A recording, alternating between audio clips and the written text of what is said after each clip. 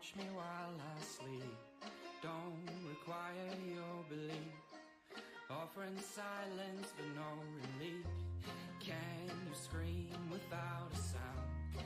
Like the freeze that's coming down. Barren space where nothing grows. A secret place where no one goes.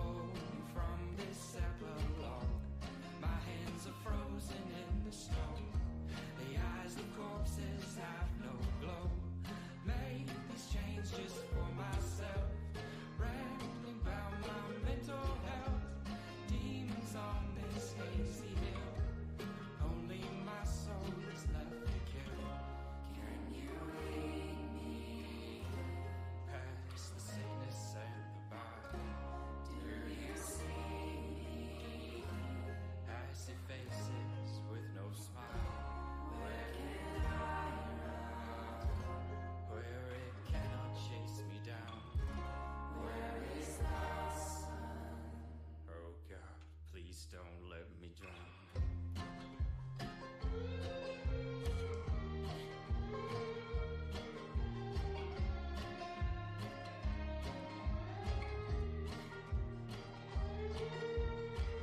In blood it's written on the wall. There'll be nothing left at all. This cold will never let you live. Only your crystal tears to give. No coming spring, no coming fall. Nothing but death, it's a gaping maw. I need the fires of your light. Need to be rescued from the night. Can you lead me past the sickness and the bile? Do you see me? All right. So, yeah. No, it's 10 a.m. here, at least EST, on a work day, but I enjoy hanging out. So what I'm doing here is I'm going to be just working on some GM prep. Big document that I'm working on is a thing for my players to help understand more and more of basically a culture document for our games, to say what's going to find culture between all my games, whether we're playing a horror game or whether we're playing dark fantasy or heroic fantasy, Greek, myth stuff, whatever you work in type of games. We could be doing Girl by Moonlight or whatever, right? Any of these types of things. Was trying to give a document that puts together just what it is to be on GMBL Games, what it means to be part of a community and play with us. And yeah, that is more or less what I'm working on. So this goes to a lot of different types of stuff that I'm trying to do. And as I'm doing such a thing, what I will let everybody know here ultimately is that ask any questions that you want as I'm doing it. Morning, Autumns, good to see you. But as I do ask any questions, if you're a player, you can ask questions about the current games or anything else or what I'm working on. I'll be trying to say a little bit of the content I'm working on. No spoilers or anything for the games. Like I said, most I'm working on my document in case I do some game prep. I'll try to be as general as I can. But yeah, just sort of hanging out, talking, doing some cool things with that. It was funny. Our department was messing with the Twitch D&D character filter, and apparently it thinks anybody with sharp features is a man when it messes with it. So it's funny with the AI, whether I think it's so interesting whether it's trying to define male or female, and beyond any type of identity things, even just the whole idea of what that looks like, I think is so interesting. It really cracks me up. It reminds me of how how much features you have to mess with usually on a camera from its default features. If you're doing anybody who's not white, that the general camera that you receive in America, at least, is tuned with all of its auto very much to Caucasian skin. And so it's like so a lot of times I know, like when I got the opportunity to film different people, and I knew I had to, like I had to do so much to the settings. You could not get by an auto because of it's really tuned for white people. And so it was this entirely big deal, which again kind of gets me to just what like little biases that go into stuff like this. You also realize, like, from there, like, just if you're a low budget company and you don't want to spend a lot of time on stuff, how that influences who you cast. Anyway, I guess that gets onto racism, which I don't want to get onto. But point being is that stuff really matters and gets me sometimes. Like, just that you couldn't even do like, hey, are you looking for male or female? Or beyond that, even let's go to identity. If somebody's thinking they want more of a female version of themselves or male, like that should have been an option. That's sort of crazy. I think that whole thing. Um, but yeah, it's like so funny because our department doesn't wear a lot of makeup typically, no matter what.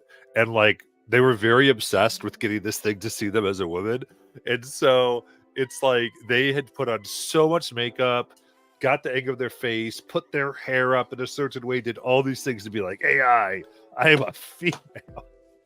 And I don't know. That just cracks me up. But makes me sad because in a lot of ways that means, like, in the AI's mind, right? If you're a person who doesn't have makeup, you're a man, right? Which is like, okay, I don't just on just so many levels, it's irritating. Yeah, on so many levels, that's a very frustrating situation. So yeah, I'm kind of anyway. Bad on the Twitter AI, Twitch AI. I think it's no, not TikTok. My gosh, the TikTok AI for that. But yeah, and it's interesting whether it's film or GMing or whatever you're doing. It's why, in a lot of ways, what we do matters. In ways that we don't fully understand, I guess, is what I always think about. Like, when I'm putting together a campaign world, when I'm writing things, when I'm making NPCs, just those very little things of how they're going to interact with characters, even gender identity, whether they're going to be agender or whatever. Like, I don't know, it just matters because it shapes our world in certain ways. Or even, let's say, how you could do like a super basic level of just how you'd portray cis males or cis females and the wide range in which you can do. I think like one thing that is not even done enough is just the idea that cis people can have very, like, there's a wide range of them, right? That like it's so interesting. Like someone was talking to me about me being a cis male at one point, and just like, well, you don't really act like a cis male. And I'm like, what's that even mean? Like, you're already defining this very tightly. Like, cis males much love football and hit each other in the heads, rah, or something like that. And in a way, it really got me because I'm like, so you're just making the same judgment about me that's been made my entire life, right? That like, oh, I like musical theater, so I must not be cis or something. This was made by like cis males, and so you might be on the other side of this because of what you think it is. Suddenly, that's the same thing, or not violent, whatever that might be. I just, yeah, the whole thing really gets me, and so it's why I think stereotypical breaking characters and worlds and cultures and all those types of things are super important. Just to kind of go, I'm just going to make things just that are just not stereotypical in games and all those types of things. But anyway, went from TikTok filter to that. Yeah, which is why I think, as Autumn says, you never judge a book by its cover. Exactly. But I think that's why when you're creating, it's really good to make books whose content are different than their cover in character, in world, in everything.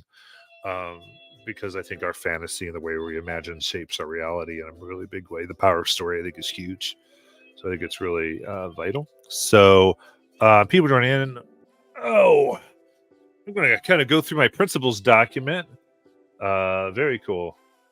I really enjoy just the listening. Appreciate just the listening. Very good on it. Yeah, if you're listening, can't comment. That's totally fine. Just chill in here. Kind of for my own purpose, I'm gonna say aloud some of my things that I'm working on because my principles and values of our gaming community document. That's a working title. Purpose of this document is to reflect on what makes our games tremendous and set goals for the future. So here we go.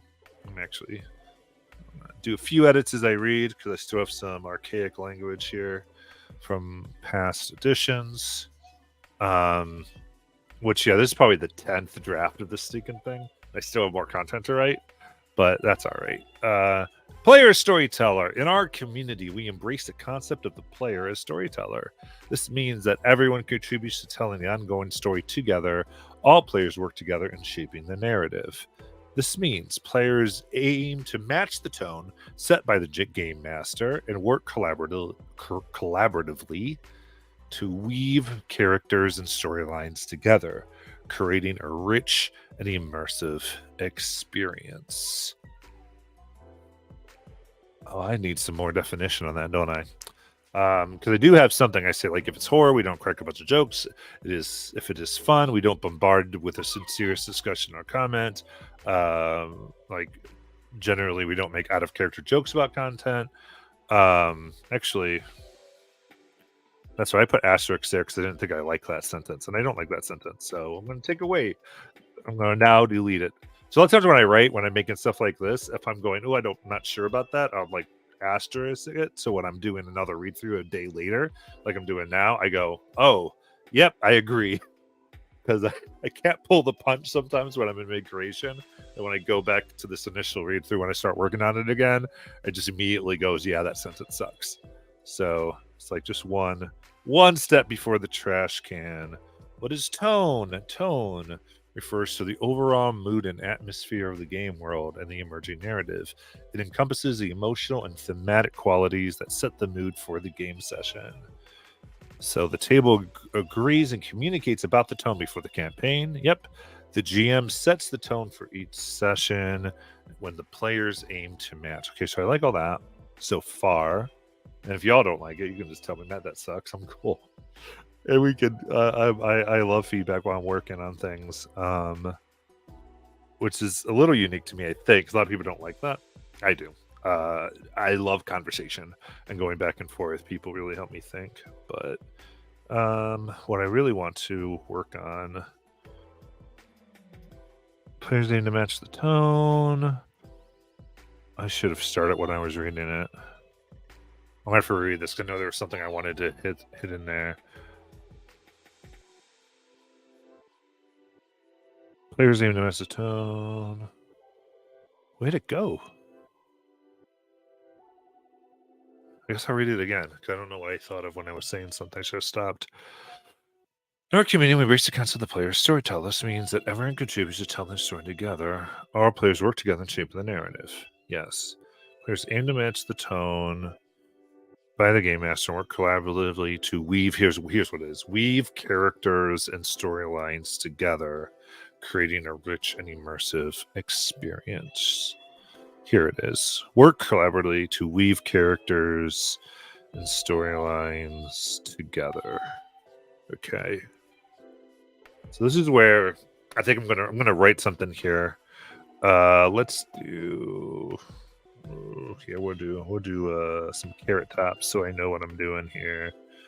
Because I'll say carrot tops for this doc is I want to make a this probably be I'm gonna write right now, I think, a side box to this.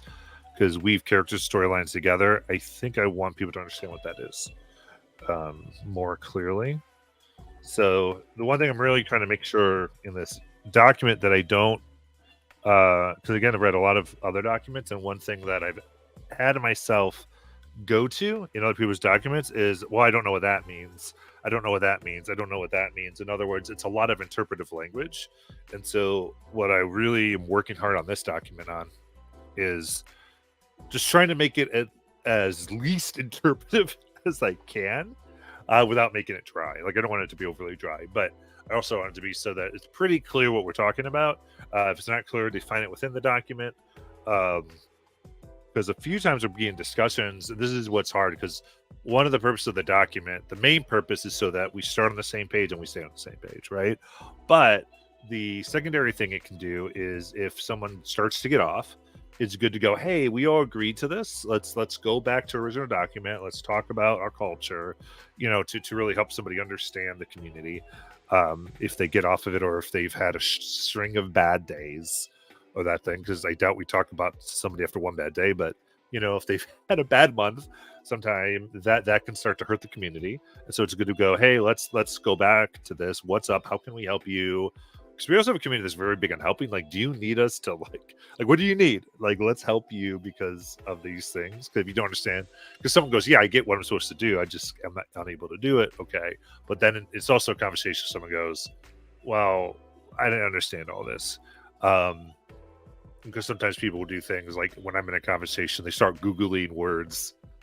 Well, this site says that this word means this, and some people think D&D means this. And you can't have a good conversation that way without some type of agreement on definition, right? And so that's what generally is just trying to do. Just trying to go, well, some people think immersive means this, and you're like, oh man. Because and you're not wrong, but as we need to be able to have a conversation over what that means here, so that we can all get along and all that type of stuff. And I should say, usually, I think this is any community. Generally, it's not overly hard to get a community that gets along. It's hard to get along for a community that gets along when multiple people have had really bad weeks or months. That's when things kind of mess up, right? It's kind of like a lot of times when you think of like marriages and those types of things, a lot of times, or any relationship, I guess, in a personal relationship, romantic relationship, those types of things. When things are going really well, usually everything's really good. It's just when things hit a road, and a lot of times when several things hit a bump, is when you start to have issues, and why baseline foundations really come into play. Because like a couple with a good foundation, a couple with kind of not very good foundation, for the most part they'll look the same until several bad things happen. That's when the foundations come into play, typically. So it's an idea with gaming, basically. So let me get back here. Weave characters and storylines together. If you're wondering, is he always like this? Does he get on tangents? He does when he's working, because it helps me think more broadly. If I just think in the terms of gaming, it becomes insular. And I don't want it to be just about gaming. I want it to kind of looks good. Oh, Autumn, so sorry. Have a great day. Hope to talk to you again. That stinks. Which is the other thing some people did say they'd love an opportunity to listen at work. So it's sort of this idea. But yeah. Which, by the way, even if you listen at work, you just want me to chat about a thing while I'm doing stuff, I can happily do that. So right now I'm going to talk about weaving characters and storylines together. All right. What's that mean? I'm going to say the sentence again to myself. Players aim to match the tone set by the game master and work collaboratively to weave characters and storylines together, creating a rich and immersive gaming experience. Okay, so we got a few things there. We got characters, and with characters, that means their history, their current drive,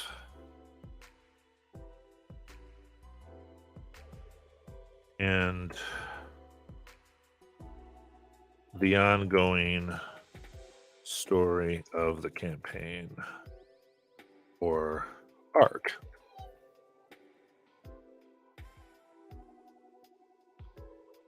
Okay. So in Weave Character Storylines Together, we're talking about characters, their history, their current drive, and the ongoing story of the campaign or arc. Okay. So what we want to do is we want to weave that together. How do we weave? Is the good sidebar title or question. How do we weave? So the way we want to do that is we want to take each player considers their character's abilities,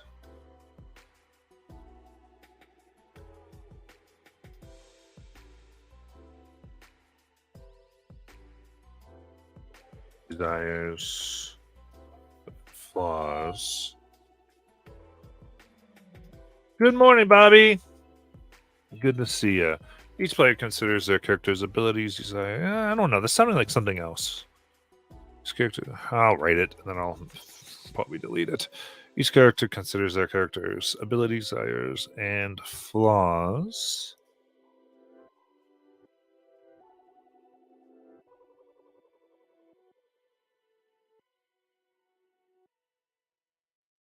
Yeah. Let's actually go ahead and make past. Past abilities, desires, and flaws as they deal with the current mission. How it relates to the team.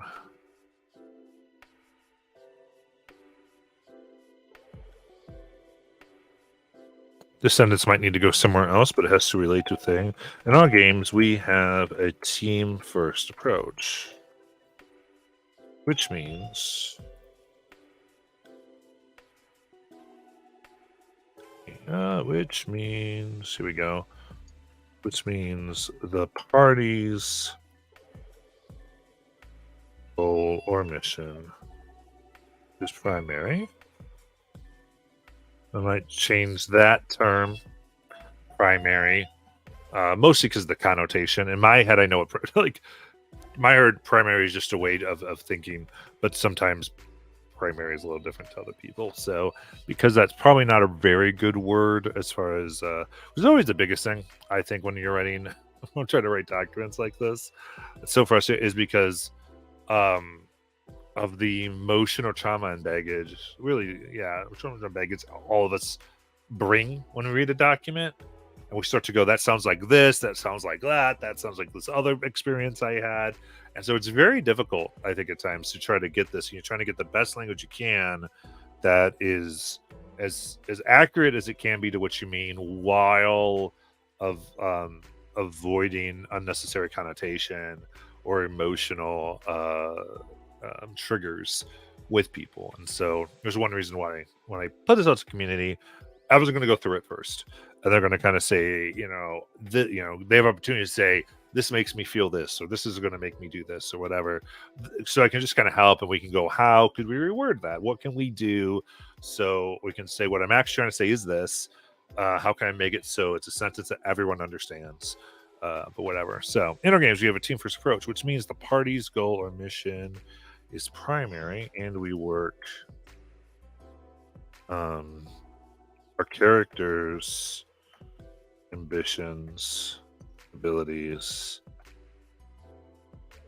into that goal to produce a unique story.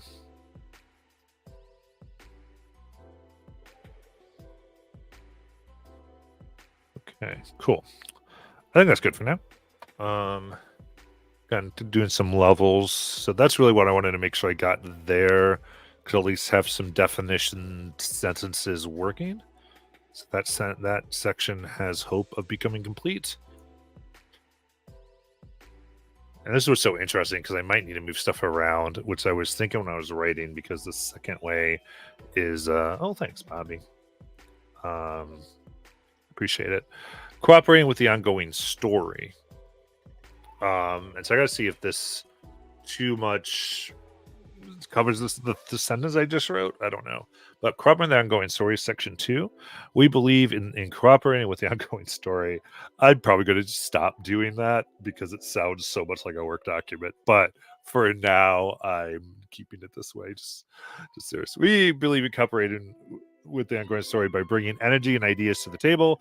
This collaborative effort enhances the gaming experience. Okay. I think I want to sidebar energy and ideas.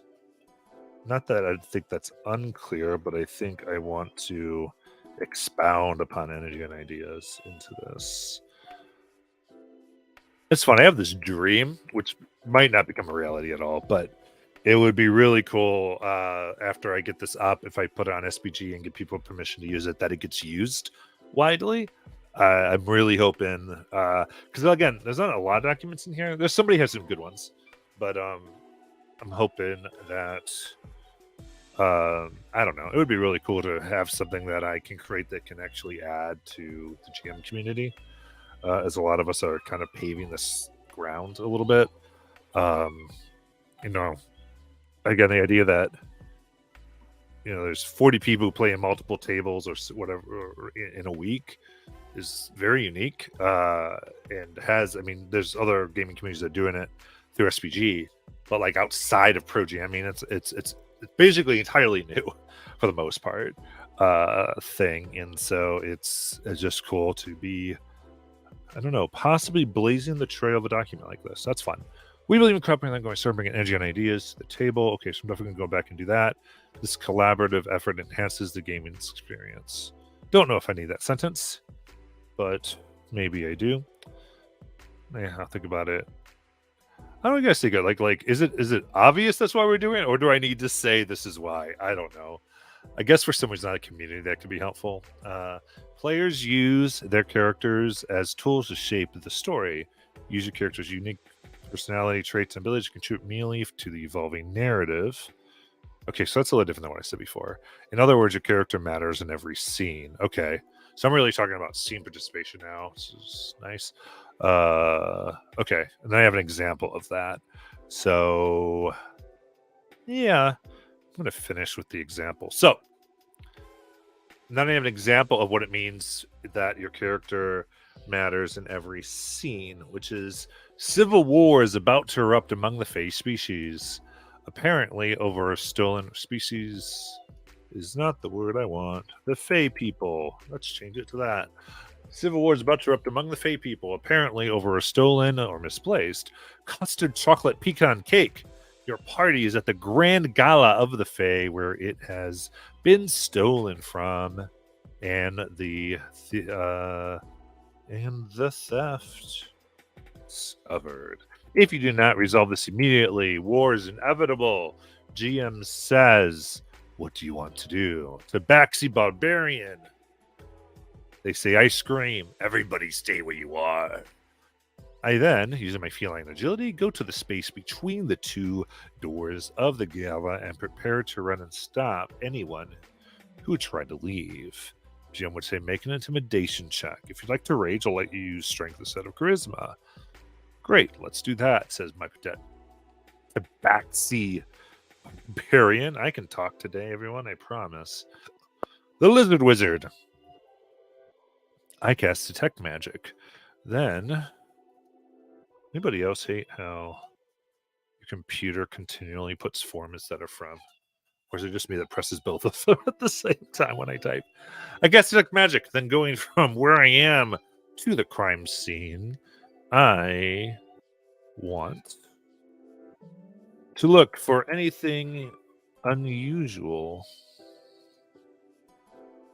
especially that could be concealing the cake, or assuming that the cake could be magical, seeing as some crumbs might be about with that Detect Magic aura thing.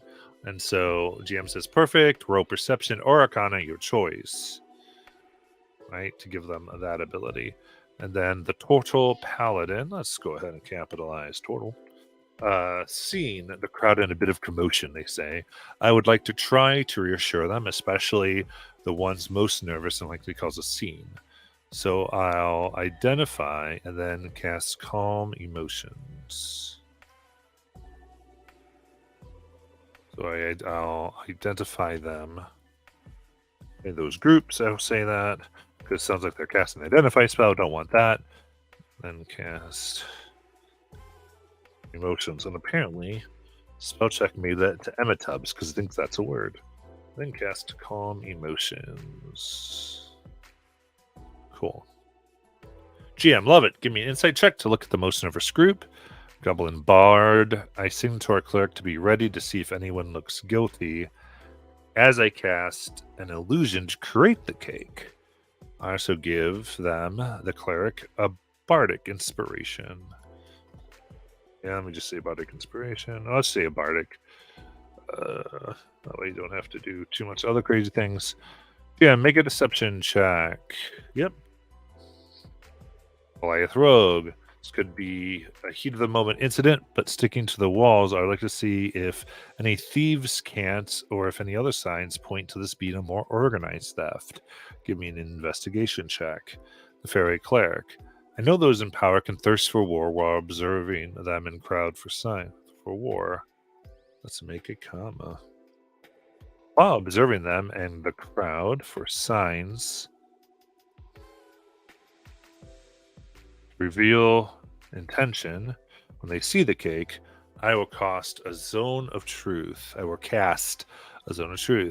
GM, perfect. Give me insight with advantage for the zone of truth, and be sure to take the bardic when you are going to roll. Bugbear Warlock. Something big likely has a more extensive group working together. I cast Compulsion to ferret out the conspirators. I say go toward the cake. So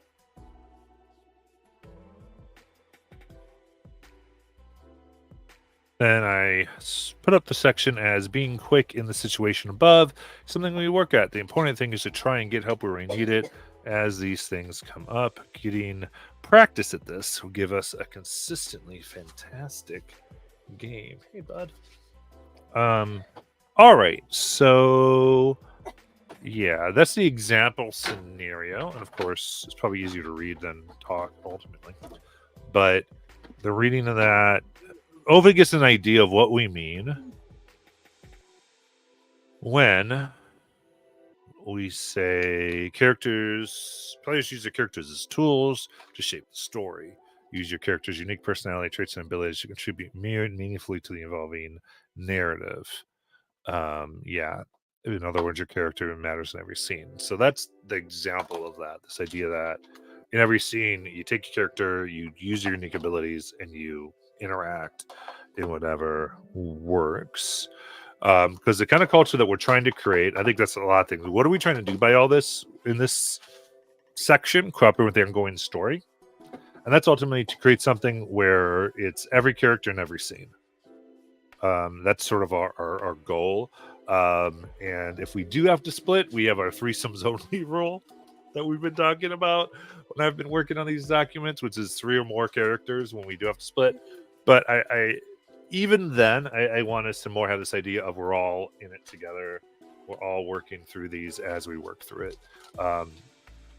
So yeah, that's the big deal. Hey, Kiri! I hope you're writing. I'm writing. I don't know if you're. I am writing the fun thing of a culture document. Though I did have to just make a little bit of a story in the document that I was working on. I hope you're having fun, whatever you're doing. Oh, trying to get our game community together here. I'm sure if you do listen to me doing this, you're going to go crazy with the grammar. It was a good thing to kind of say how I write. I do a thing. My levels of revision are such where I don't really usually correct things until the very, very final draft. Like, I worry nothing about grammar I only worry about intent and meaning and what I'm trying to communicate, and then I'll do punctuation, all that stuff. The very very last thing, and I'll do. Ooh, very fun. Yeah, with the novel month and everything. That's exciting. Gonna write more this afternoon after parent teacher conferences. I get you. Yeah, I have a sickie today. If you're hearing the child, he was not quite good enough for school, which is always a hard thing when your child's nonverbal. You're kind of gauging him, and you're like, I think it was a good decision. He got very upset over a few things this morning that shouldn't have been upsetting. So we're keeping him home as I work on some stuff. All right, so yeah, I think that example works out well. So yeah, if there's anything, as I'm talking about anything I'm writing, especially Carrie, because I respect a lot of what you have to say. I respect what a lot of people have to say, but Carrie, you've got experience. Yeah, if you have any suggestions as I'm talking out loud. Yeah, poor kid. So, all right. So what I want to do is I did want to talk about this energy and ideas concept. Because I write, we believe in cooperating with the ongoing story by bringing energy and ideas to the table. This collaborative effort enhances the gaming experience. Then I give my whole long thing, but at the very end of section 2, go ahead and elaborate on energy and ideas, which might have a different sidebar, I think, when I make the doc. And I think initially this was going to be a one-page doc, but I don't think it's going to be. I think maybe one page front and back, but maybe more. But it's not going to be a lot more. I hope. I don't know. I think I don't. I most. Well, yeah. What I'll probably do is get this up, and then I might go back and figure some other things. Okay, cool. So, because of my special needs kid, I have alerts on my phone so whenever a door opens in my house that most people turn off when they're in their house. I don't, because I need to know where he is at all times because of things. And so it was just letting me know that he went outside. So when I look down, my phone's going, he's transitioning to another area. Warning. And in this case, I like to make sure that he's fully clothed, which he is, which is nice. So going outside, don't need a peep show for the neighbors.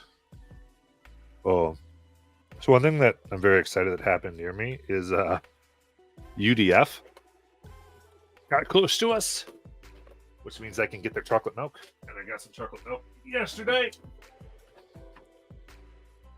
So I have UDF chocolate milk this morning. This, by the way, is really good.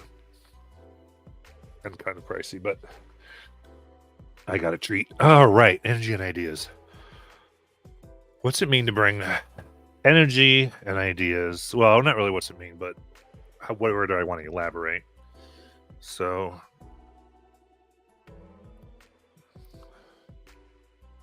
okay. Let's do something like this. I'm going to talk out loud as all right. Coming to the game table prepared with your energy. And I don't know if I'm going to keep saying energy and ideas because Paula's going to make fun of me for that. But she will change it for me. I want to get this out of my head. Come table prepared with your energy and ideas. It's a huge responsibility and boon to the gaming experience. Yeah. Morning, Molly. Good to see you. Oh. Doing my writing. All right. Coming to the game table paired with your energy and ideas is a huge responsibility and boon to the gaming experience. It typically requires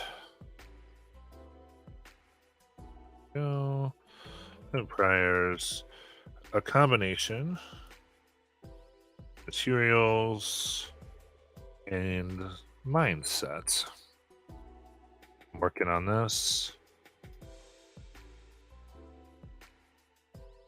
Ready with your dice, character sheet, rules, etc., as well as notes from the previous sessions, so we can start the game right where we left off. At minimum, you should know why the characters are in the situation they are in and what the goal is.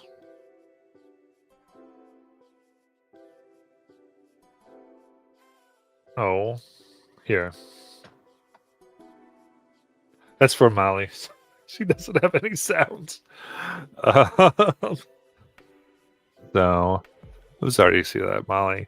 Let's see here. Eminem, you should know why the characters. Yeah, characters. I don't want to do too much revision, but enough so I can know what I was saying. Are in the situation they are and what the goal, I guess, of the party is. Maybe so it might be a different sentence, but as well as any limits or outside forces.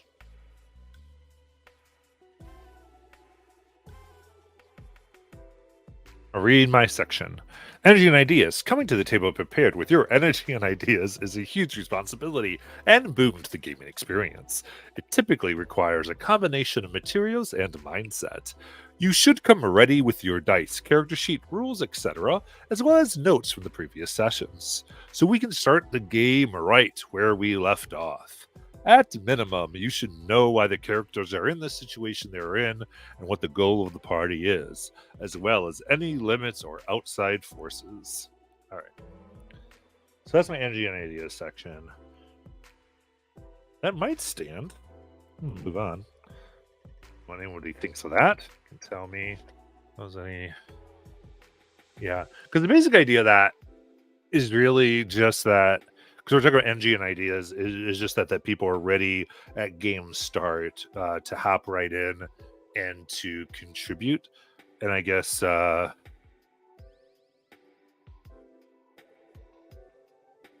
should know.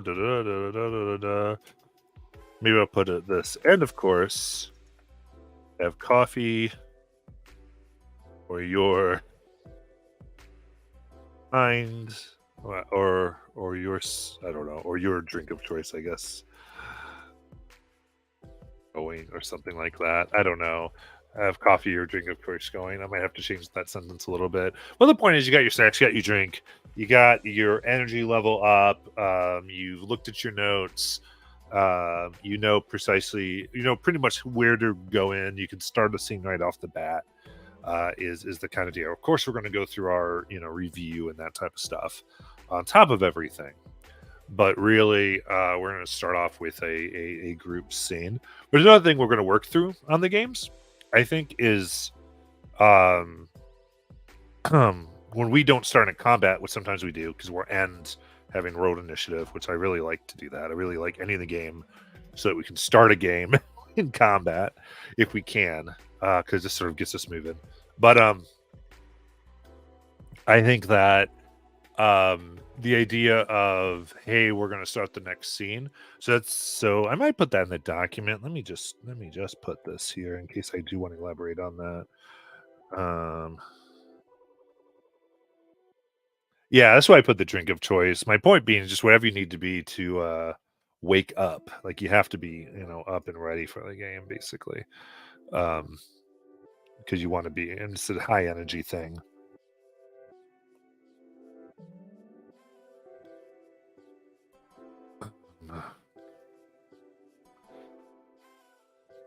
But yeah, I totally agree. Like your caffeine or whatever needs to get you moving. I'm gonna say, yeah. What is going to be this other section? Because I got off it, as well as any limits or outside forces, and of course, drink situation they're in and what the goal of the party is. Yeah, so it goes to the party. Oh, as I was saying, I'm like, because we're just trying to kind of make sure people are coming in ready to understand the whole section, or rather the whole group. So here's what I'm going to say is starting as a group. Oh, wrong thing. So one thing I might kind of, what I'm thinking of making a standard practice is the starting as a group, right? And so what that would mean is that our expectation of oh,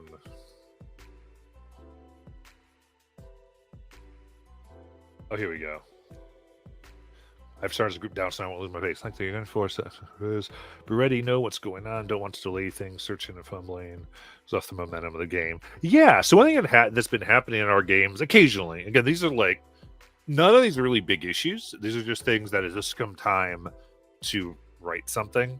This is my biggest thing. 'Cause I'm not calling people out. I'm not going against this stuff. I'm just trying to get something so we know. As I always say, it's really hard to hit a target when you're not aiming at it. So this is basically what this is. But yeah, where sometimes we'll get 20 minutes into a scene and someone goes, why do we care about this? And when they were and the why do we care about this has been the thing we've cared about for 2 or 3 sessions, which just means that, whatever life is happening, whatever life is happening in that player right now, they are, something has just taken them away. Like they're not there. It could be 1,000 things. I mean, there's deaths. There's so much in life. So, what are we going to do? What are the things we're going to encourage as a group in order to do that? And a lot of the times in every game, actually, we do a review and we review the whys and everything. And then still after we do that, somebody asks the question, which is interesting. And so, again, what's telling me is that it's taken some time. And I think I've run out of things I can do in our prep and game stuff to help people. Like it's to a point where it's like, cool, we can have the review, we can restate it. Then as I restart the stream, I'll say almost the exact same thing again with why we're there. And then a player might still not know why we're there, even though we've said it very clearly 3 or 4 times since we've started. And so at that point, that's fine because I just get it. It's just like in these documents, it's like, here are the things that I really want you to do, and here's your responsibility coming up. Because I'm starting to realize that if a player's not looking at their notes a little bit before game time, like 1 minute, 2 minutes, just kind of going over or taking some type of notes afterwards, at least going like, current objective, why we're making the current objective, what's the situation behind this or whatever, then a lot of our reviewing doesn't help them.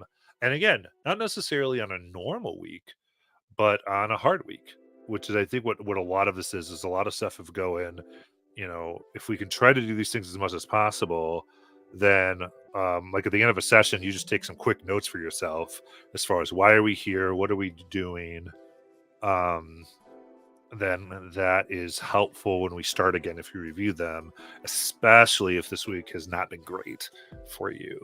I think is the idea, because some weeks can feel like months. We know that. So,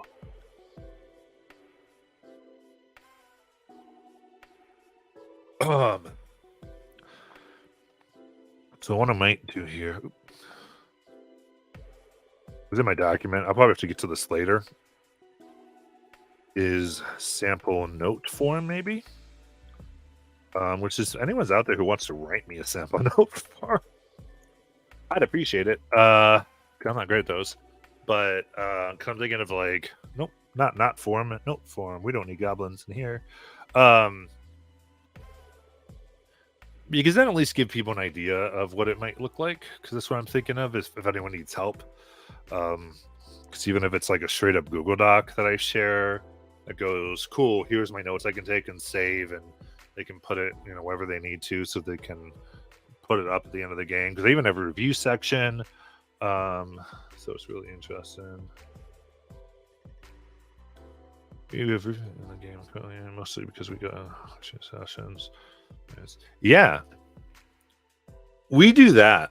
We do the review session. We even have a review section in our Discord for people. And I guess what I'm saying is, like, it's funny because even with all of that, players will, I don't know why, but their minds don't focus on the thing. Like we'll literally say and spell it out in the review section, and then we get, a minute later into the game and they don't know what's going on. And then even after review session, I'll like restate everything again as we start a stream. And so it's sort of interesting. And that's why I'm like adding this idea of notes, like here's your stuff on top of all of that, is probably something, because I guess I'm thinking of what is player responsibility and what is GM responsibility, right? Like ultimately it's player responsibility to know what happened last game, right? To their character and why their character is here. The GM's responsibility is to reinforce that, help make sure everyone's on the same page, make up for somebody maybe who, possibly missed a week or whatever. But when we're having like consistent, like not consistent because it's not that consistent, but when we have these moments, it's going, something's not happening. And so what it feels like is having ours a little bit is that a lot of reliance is being placed upon that review section, which isn't just by its very nature going to be able to cover, some of my games are running 102 sessions or more. Like this is the 102nd session, so 2 years. It's not going to cover some throwback from 2 years ago that somebody knows why they're there. And so they still need to get into their character, get into their character's past, have their, write up from the last year, like knowing what's going on, having a sense of self in this current place.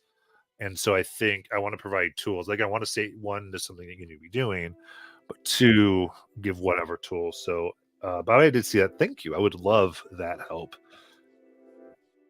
as I move here. So I've left a blank for the starting note form, sample note form rather. If I can do that, it's great.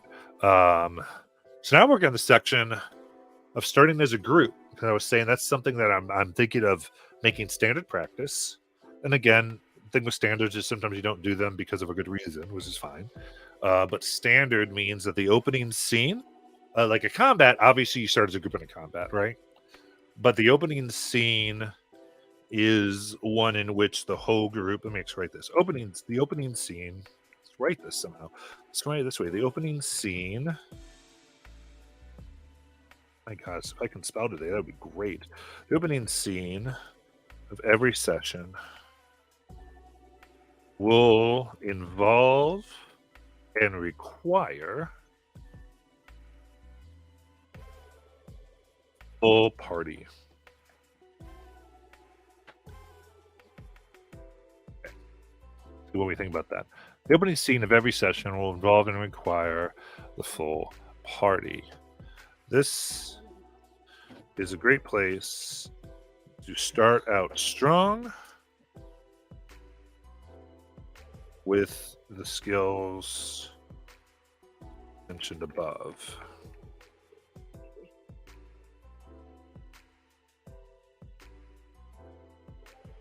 And a lot of this comes from the reason why I'm thinking of things like this is one thing I track is when we do our highlight and direction stuff at the end of every session, we kind of say what's awesome and what needs work. I track all that, and I track the overall impression of sessions. What are some things we do as a session? And so one thing I've been tracking for the last 6 months is how are we opening the session? And so I haven't done that overly intentionally. In other words, I haven't really thought about how I open a session before this too much. I just sort of go with where we left off and let it kind of happen. And I just realized that, generally speaking, when we start off together, it's a better session. And when we start off on one or two characters, we end up with more direction, I could say. And so, and I look back on those sessions, and it really sets the tone. It sets the tone of whether this is going to be about one or two characters, or it's going to set the tone to be about the group. And I think in D&D it's about the group, right? And TTRPGs in general, unless you're running like an actual play or something, which we are not, right? We are not an actual play. We're playing a game that we all pay to play, and it's fun. So that's kind of where I go with that. And again, I think if you're around the table with your friends,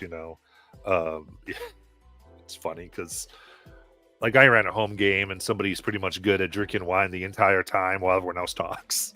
And they just like laughing at everybody, right? And that's totally fine. And I mean, so whole game, like it's interesting. You can really have a different way of playing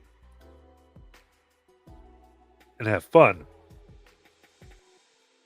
But I think in something like what we're doing, it's a little different. I'm going to read that again. The opening scene of every session will involve and require the full party. This is a great place to start out strong with the skills mentioned above. And I might need to change that. We'll see.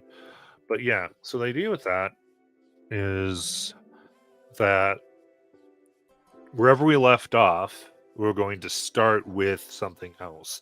So that also means there's probably going to be a bridge in every game.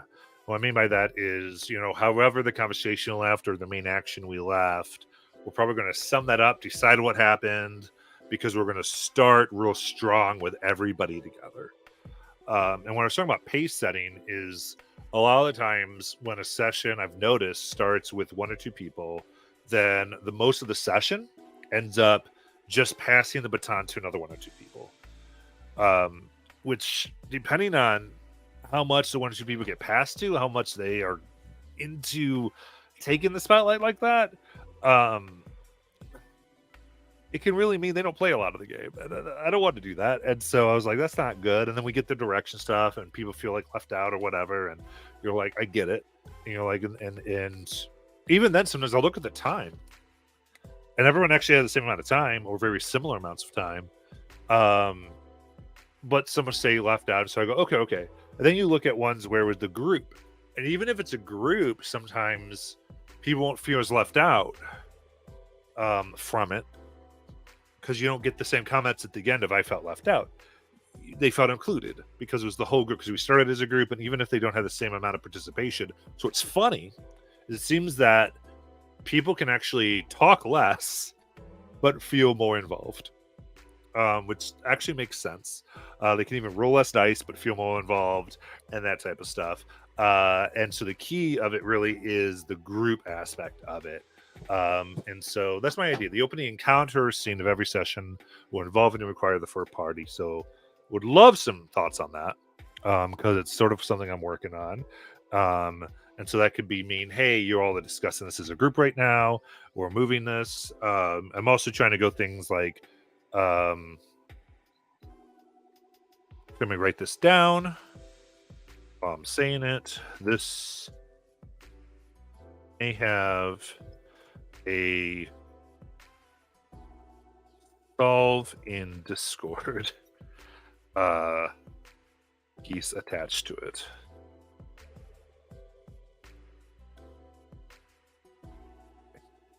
So the idea of the solve in Discord piece attached to it means that at some point, at least probably 3 days before the session, I would write, hey, this is where we ended. We're starting sort of here. Anything else, anything we need to do or solve or talk in character in order to get us from where we ended to where we started, do it. Tag me if I need to educate anything, a role or whatever. And so I think that's kind of what I'm working on to, I think, keep stuff moving, because sometimes when we have to go to the last bit continually, I think that's not great. It's also a great practice, I think, for us to get into, because I do get that some people might want to have different types of conversations, but I think utilizing our Discord for that is really, really good. And so, again, instead of just saying, "Oh, this should have been done in Discord" or something, because I think that's a weird thing to say. it's more just go, hey, what I want done in Discord is whatever needs to happen to get from here to here. That might mean, hey, my character wanted to work on something. They wanted to do a skill check, or they wanted to carve, or they whatever they wanted to do. They wanted to be doing something during the travel time. 'Cause that's one thing. Sometimes like we'll start, someone goes, well, during the travel time, I wanted to be doing blah blah blah blah blah blah. And I think what I want us to get used to is that not opening a session like that and having those things just put out in Discord a little bit of going, hey, I want to be working on this. Can I have a role for that? Can we decide what's that looking at? Because I'd love it.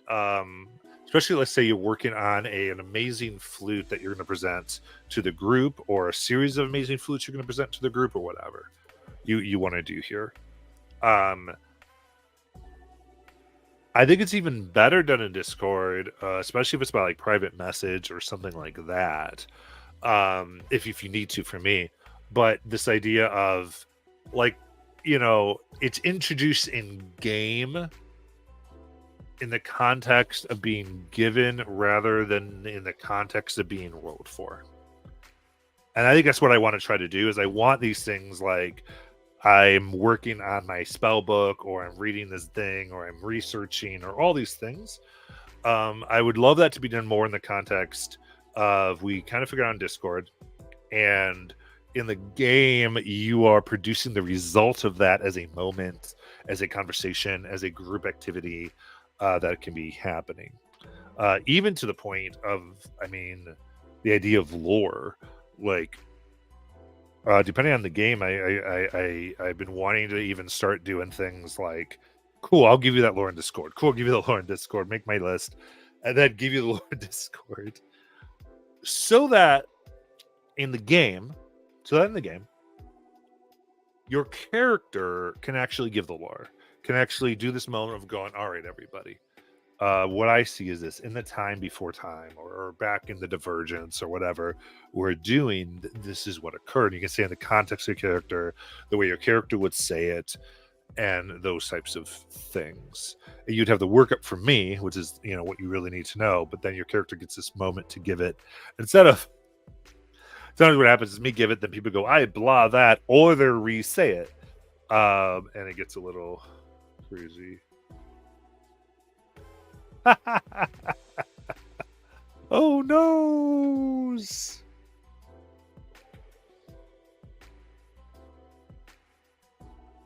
Oh. Oh, good thing it's recorded, because that was an interesting piece of content I just did. I'm sorry, Bobby. I'm excited for your new canon now. I've been thinking about that. All right.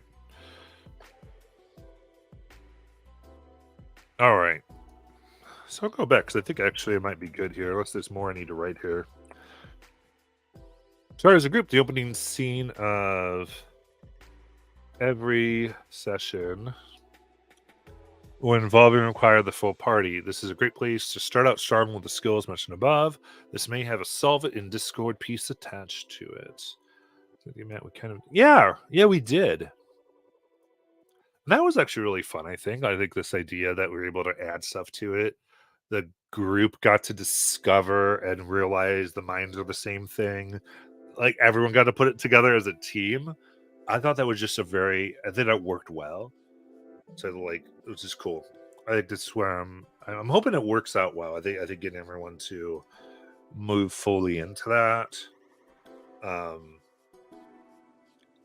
I'm hoping the idea of, again, starting together and having a, hey, let's get from here to here in Discord is a better moment to do that and that type of stuff. So, all right, that's sort of that section. And I need to go through another level of revision on that, I think. But we're on this level of revision. So I think I can always go back if anyone wants to hear anything. 3, playing as a hero. I might change that word hero, but that's what it is now. Because everyone has an issue with it. But it is all good. It's so funny because Like, I am deep in philosophy, y'all. Like, I read a lot. And so when I say hero, like, it is so not connected to a single morality or position. Like the idea of evil heroics and good heroics and neutral heroics are in my head.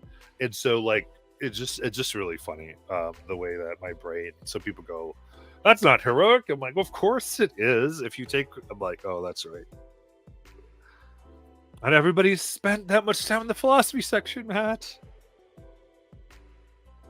As a nerd. But playing Zero. In our games, we encourage players to embrace the protagonist role. This means not shying away from challenges and actively working to make the game world a place the character considers ideal. Let's say it again. In our games, we encourage players to embrace the protagonist role. This means not shying away from challenges and actively working to make the game world a place where the character considers ideal.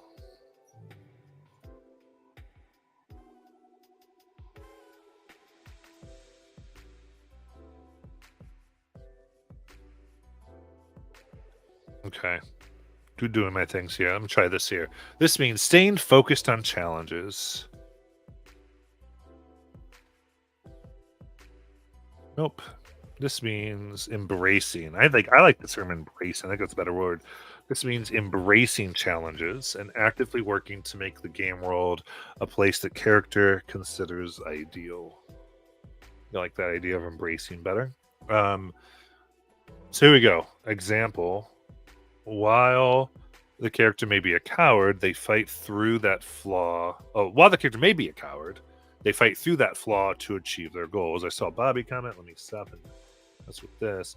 So before Adora, that it has the same name as one of Jackie's characters, and it messed with me. So before Adora, the kid empowered everything off. I was going to add on the coming pair section. Awesome. Is letting folks know that it's okay, encouraged to take a session off if you're not feeling well or in the right headspace, so you don't unintentionally impact the game in the negative way. Yeah. Okay. So that sounds great. It's probably the best thing. I tell you why I have the thing with it, right? Is I think the reason why people probably don't is because I have the 24-hour rule, right? Where I basically say, if you don't give me 24 hours notice, then I need to charge you, right? This keeps me able to do my game.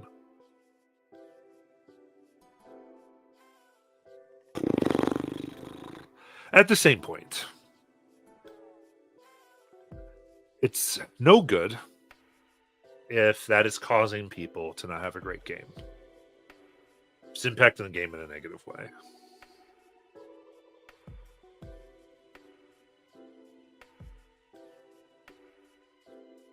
Yeah. Yeah, I see. So you weren't thinking about that, but that's fine. I am thinking about it, I guess, and I'm going, man.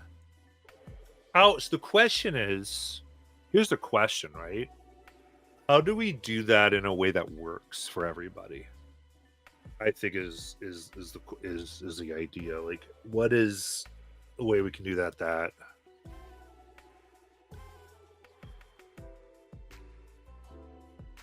I think my brain immediately goes to how that can be abused. At the same point, I want a good, and I think like in ways I've sort of seen, right? And I think, because I'm not going theoretical abuse, I'm going through things I've seen where occasionally people happen to miss every freaking thing their character could die in. They happen to not be there, and you're like, okay, um, which is fine in a sense, except that I don't know if it's fine in a sense, but the major issue with that usually is like, okay, but is another character going to die because you left people high and dry or something? But whatever. I guess this isn't about that. I think it's really like, if you're on the right headspace, that's fine. I just think what is the right avenue for that? What way is ultimately fair to the table? Is ultimately fair, to me, and what are the consequences of that? Because I mean, certainly if you're not going to pay for the session, like if we did that, hey, you can call off and not pay for the session.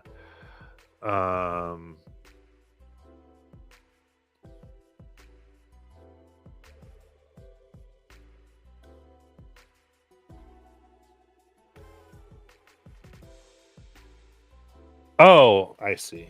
I'm not in the right headspace, so don't pull me into stuff for this. Yeah, but does that mean then why are you there?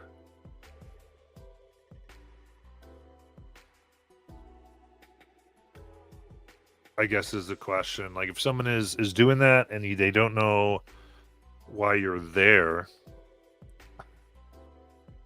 like I'm here just to chill and be here. I guess so this is what I'm saying. I guess in my experience, like when people say that, then it comes up at the end of the game or some point in the game where it's sort of like, well, I haven't gotten to do anything. And then they'll go, now let me just be here.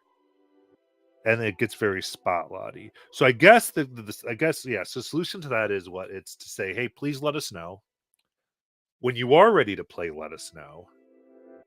And we'll begin to involve you in the group's action. And we need to understand that even though you had to like sit out a little bit to get in the headspace, that doesn't mean you get a solo scene, nor does it mean you even get like a threesome scene, right? It just means you're going to start playing and we're going to start actively involving you. And the other side of that almost has to be if you've sat out an hour, 2 hours, whatever it is, by your choice, because you said don't include me, because I'm not in a good headspace, that there has to be some understanding, which I don't know if you can do if you're not in a good headspace, of I can't go back to this conversation and suddenly want it to rework so my character feels better about it. Because I, as a player, made a decision here. So I don't know. You know, I'm trying to think of like how I can say that, or we can get that in a way that makes a lot of sense. Because one of those things, like if you want to sit out the first part of the session, okay, we can all understand that. Had a rough day. But the piece of that is of course that when it starts, you need to accept that you let that go by and come in where you are. Like as if you agreed to everything that was said. Like, boom. And if you can't do that, and I don't know.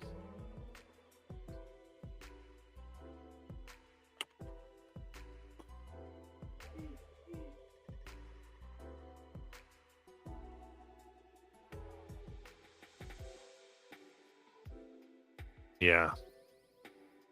Okay. That makes sense.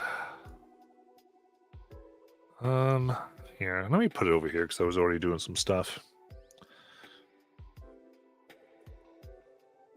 Not feeling it.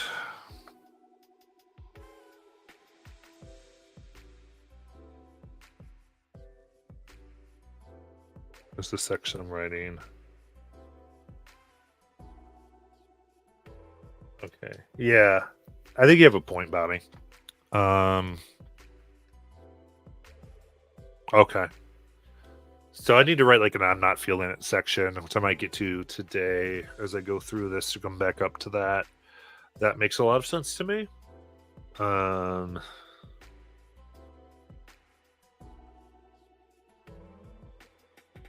not causing trouble. I think that's a really good I think you're bringing up a good point actually. That I think goes into all of this because again, kind of what I said at the beginning, right? When things are good, this document doesn't even need to exist. Because we basically do all these things. All this works out fine. This document only comes into play when things are not great.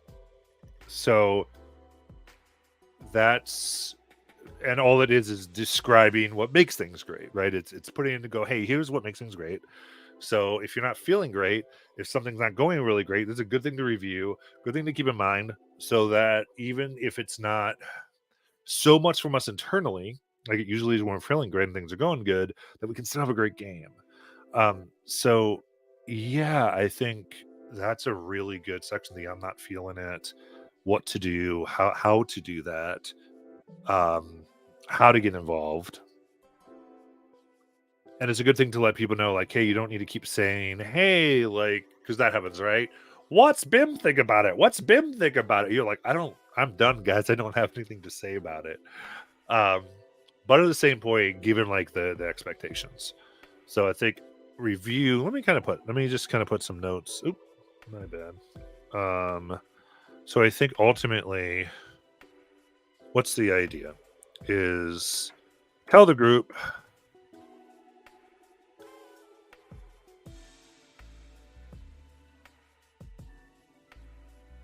tell the group at the beginning, tell the group when you're ready to join.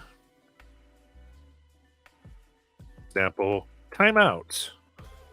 I am ready to join. I think I want to kind of put in here, we're not going to necessarily check on you. Like we're gonna go, and like we might occasionally, but like it, who knows, because the action happens, right?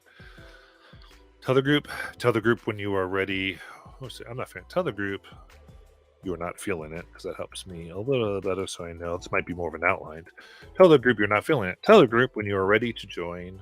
Example, timeout. I am ready to join. The group tells you what has occurred so far. Note: it is expected your character agreed.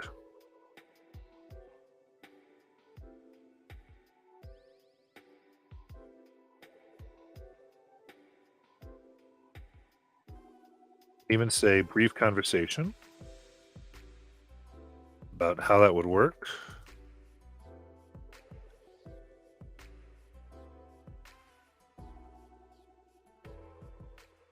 Just to get your character on the same put. Play resumes with your character considered a faux part.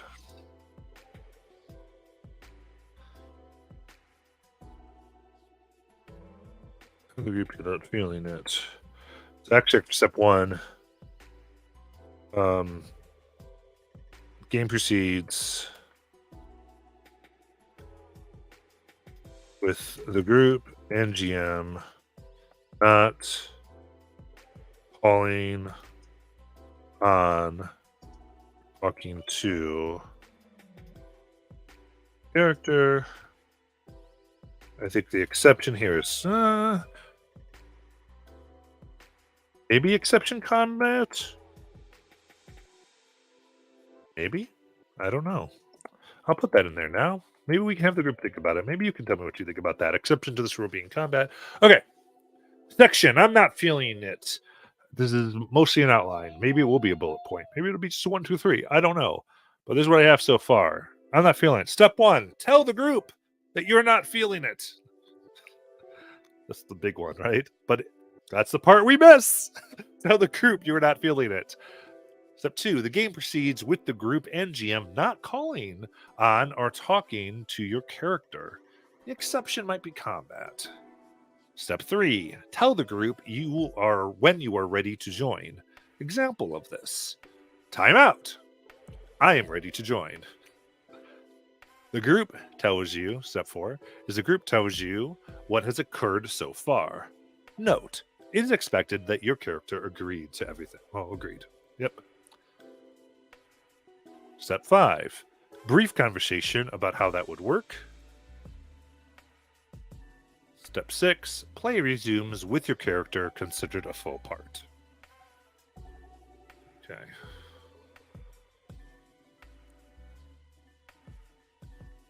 All right.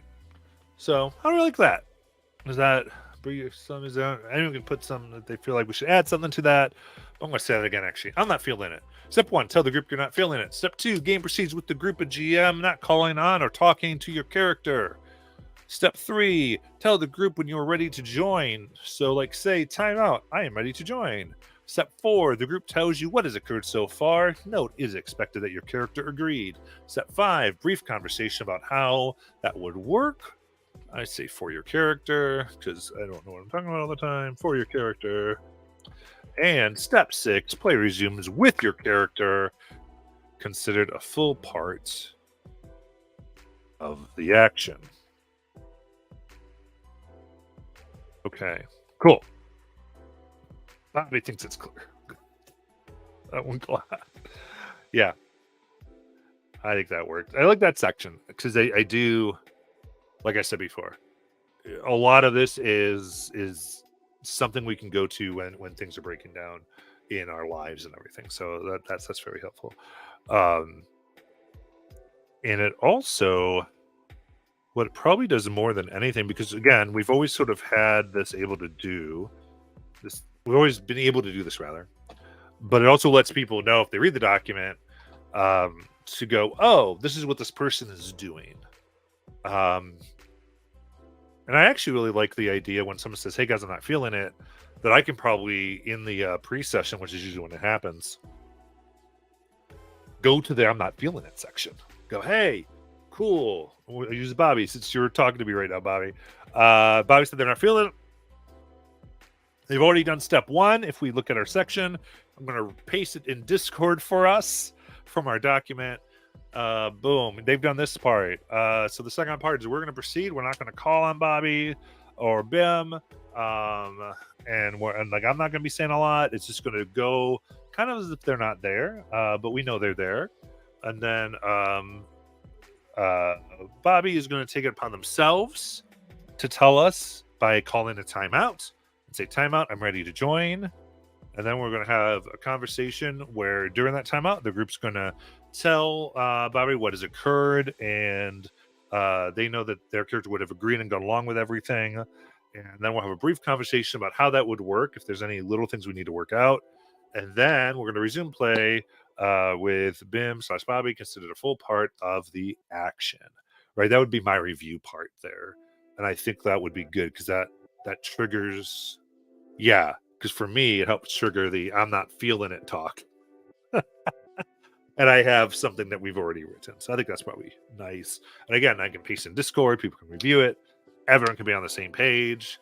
It lets people know that this is part of how we play.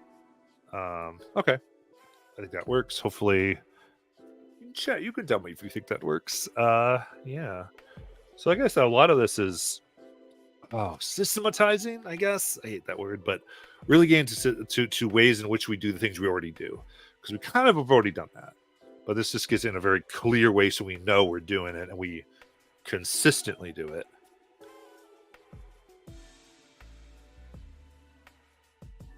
Oh, UDF chocolate milk. All right. Let me get back to playing as the hero then.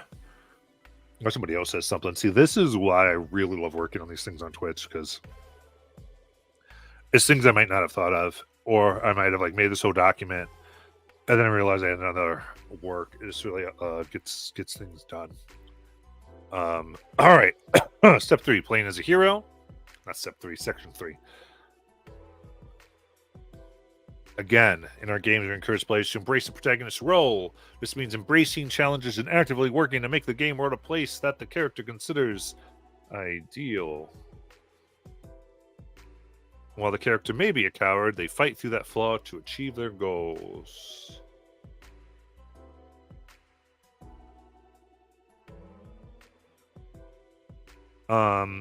So here's my example for this: embracing challenges, working to make the game world a place the characters are ideal, and this idea that the character might have a flaw that where they're a coward.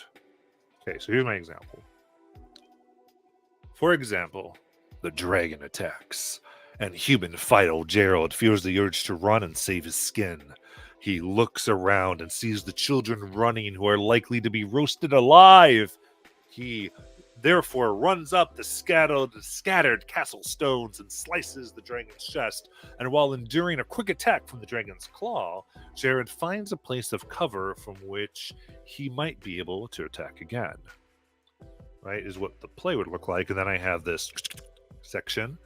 In this scenario, Sylvia, Jared's player, is trying to nail the idea of someone with abilities. Oh, yeah. Nail the idea of someone. Sorry, Grammarly did some stuff.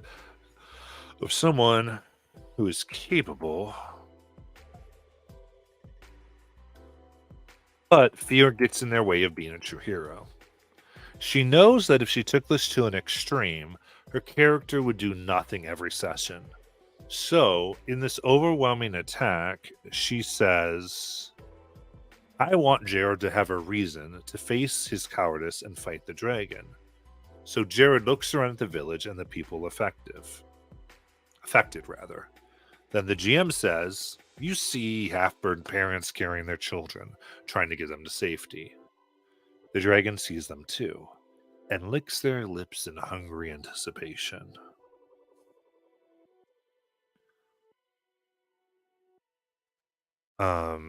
Yeah, that's what I wrote. Yeah, and that's the section that happens, and from there, Sylvia is able to get them involved.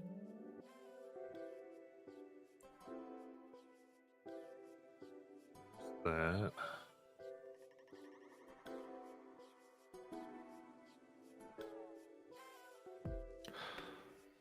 So I'm trying to see if there's anything else I need there in the scenario. So this is overwhelming attack. Says I want you to have a reason to face cowardice. You see a half-burned dragon licks their lips in anticipation. Let me, I guess, finish this up from here.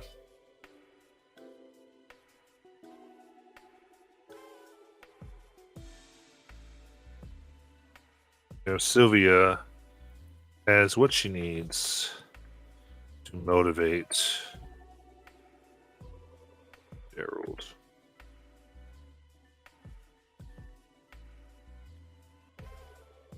All right. So yeah, so the main idea in this is, I think I got it. Yeah, is just so the section here is what. Yeah, is embracing the protagonist role.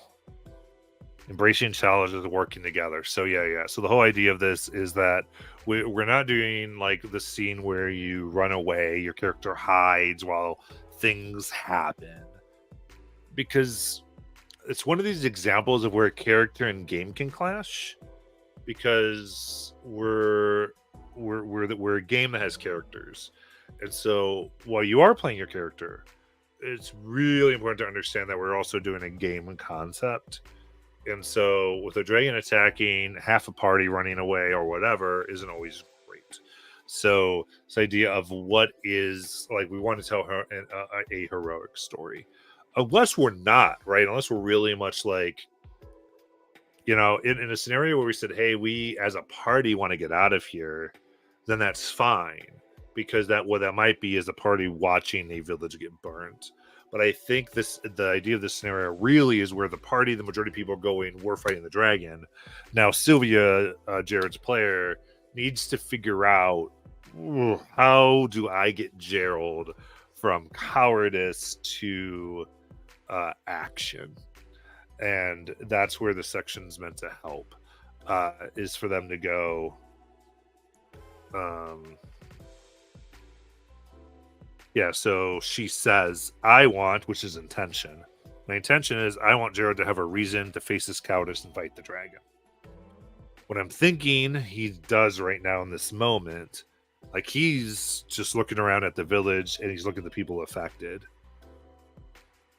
And so she's saying he needs to see something there if he's going to go fight the dragon.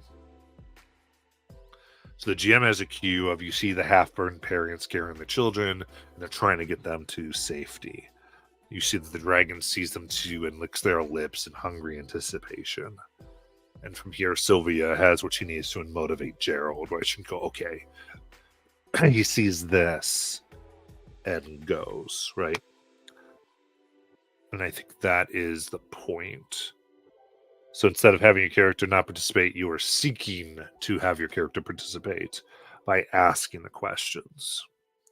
Oh, that makes sense, because I guess what we're trying to encourage. Oh, I keep saying this. I keep going. Do I need to write another section? So I might need to. So I don't know if that's called maybe active play. Da, da, da.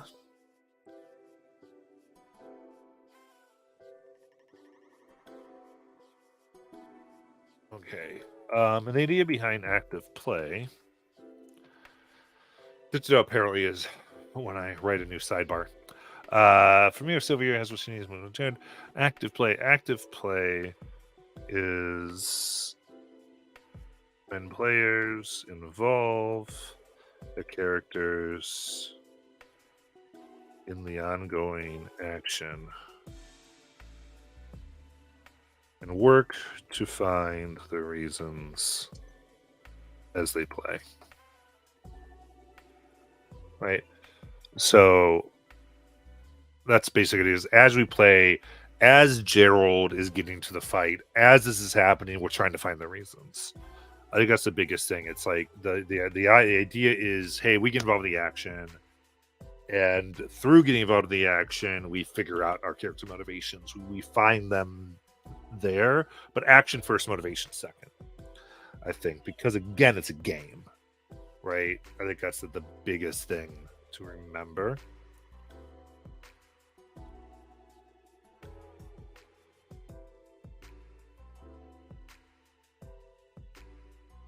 All right.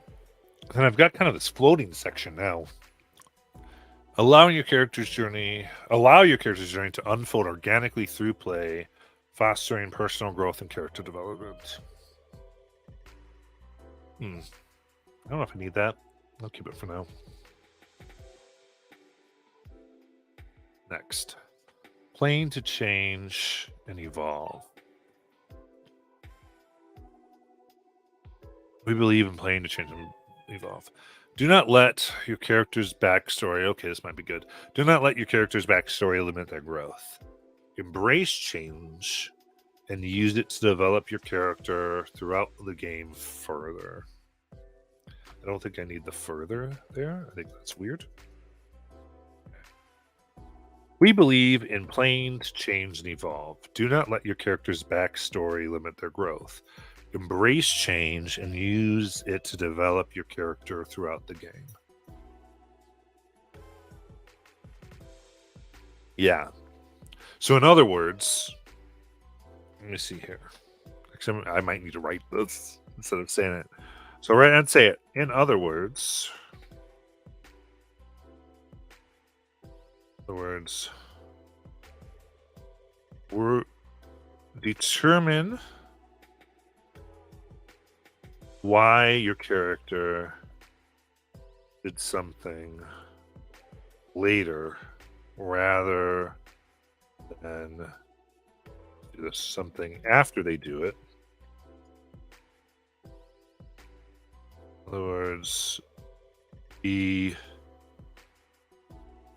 In other words, embrace the idea. I'm sorry. Embrace determining. Senses. Embrace determining why your character did something after they do it rather than before. All right. This is a big statement. I got to see if it's good. In other words, embrace determining why your character did something after they do it rather than before. Because the idea is embrace change and use it to develop your character throughout the game. In other words, embrace determine why your character did something after they do it rather than before. It's a bit loaded, but I think. What do we think? I think that's one thing. Things are going to work in progress. because what I'm trying, because the statement before was do not your character's backstory limit their growth. The idea behind that is that sometimes like can be like, I am a hardened barbarian. I do not cry.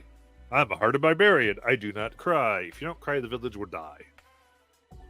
Well, I'm a hardened barbarian. I don't cry, so I guess the village dies, right? That's not. That's letting your backstory limit growth. Whereas you come upon something like that, and you go, okay. And again, I'm assuming this is some type of like ongoing story narrative. Why is this barbarian? Why is the hardened barbarian going to cry? Well, what's going to bring them to a point of emotional vulnerability? What is that going to be?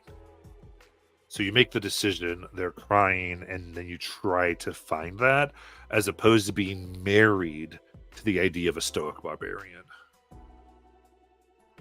Which, by the way, just don't play stoic characters, frankly. It's not a good idea, but it's my 2 cents. I guess that's the thing, is I think in characters, you're always going to have a better thing with a character if you... maybe I should write this. Try not to play a meme. Right? I don't know where this is going to go. Maybe it's just a BS section I need to leave, but try not to play a meme. In other words, do not make a one-note character who loses all identity if they do a certain thing. Maybe something like that. I love Caldrum. That's really interesting. Because I love Caldrum. I don't see Caldrum fitting any of this.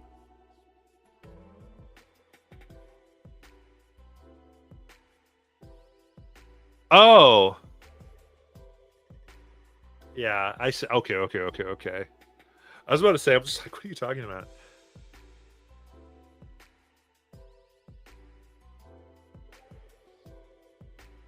You know what the thing is, though?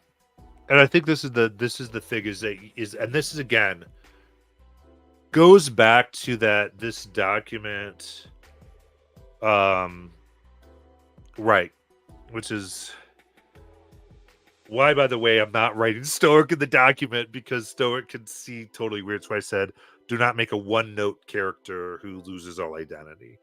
Like I said, I might see something here about Sosin, but in my document, I wouldn't say it because of the other ways. But yeah, so let me talk about Caldrum.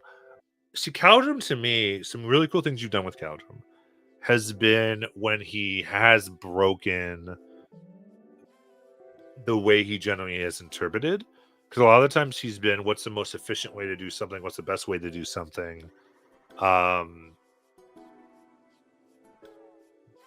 he'll get mad, but then he will embrace things and go, well, I guess it's the most efficient to do this. In other words, I feel like Caldrum bends easy enough to have a good game, which I think is the point of it.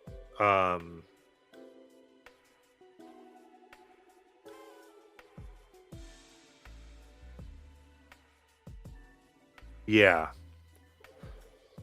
I think that's the whole thing. And so when I'm saying don't make a stoic character, what I mean is do not make a character that has to be that to exist.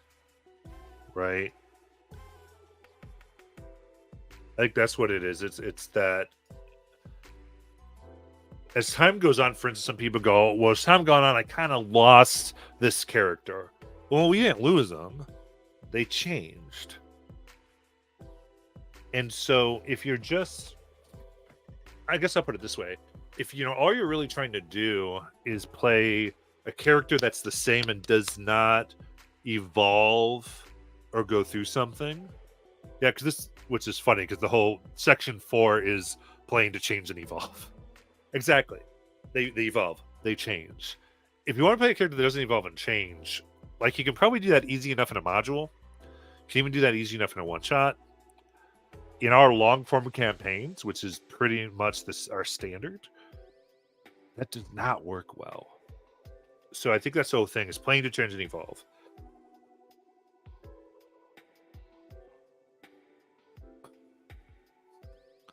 Just realized I want to carefully word this because I appreciate you said this, because I always get very like I don't. This isn't trying to go after any certain style player character, so I realize it has to be wider in the way that I talk about this. I don't even know. Let me just put some notes on here. Characters should be fun outside of their initial creation.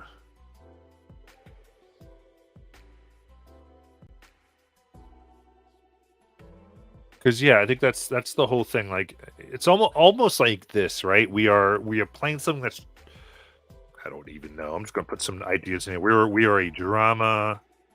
We are a drama, not a sitcom. I don't know.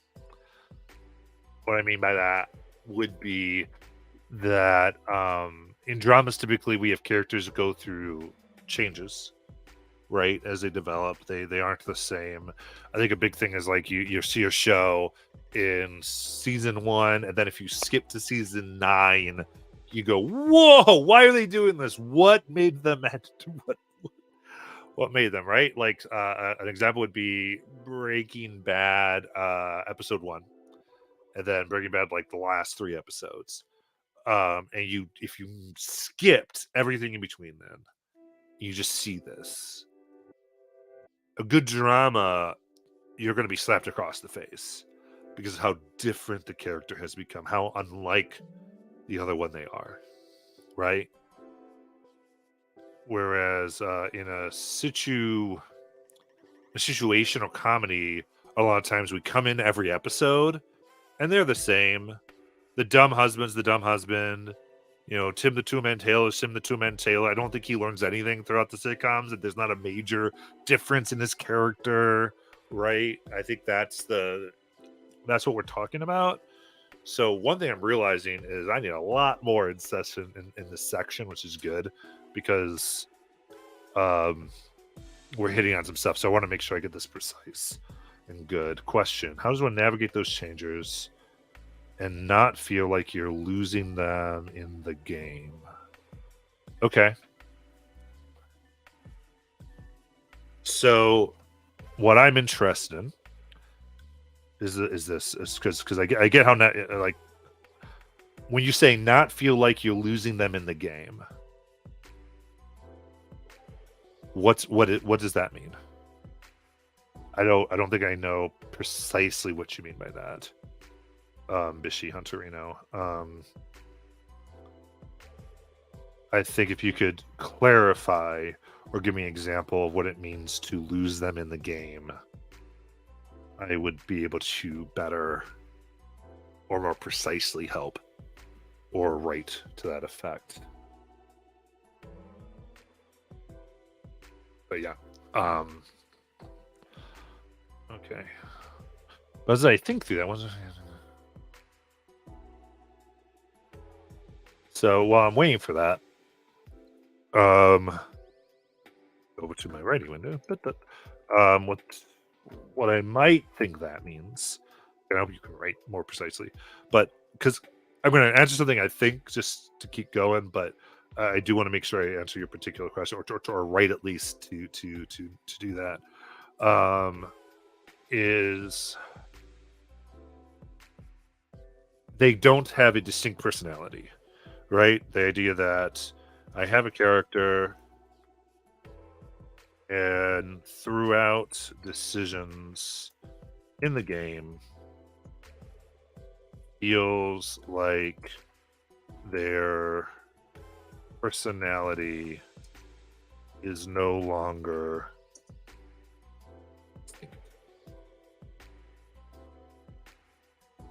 that might be what it means. again, please write precisely what it means. Um, but I was going on that the idea that a personality is distinct at the start of the game. Through other things, they become indistinct. I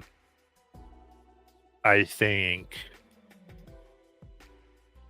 Let me actually write another way that can mean, because in my head I don't want to lose it. The other would be they start out, let's say, fluffy. Okay, and fun.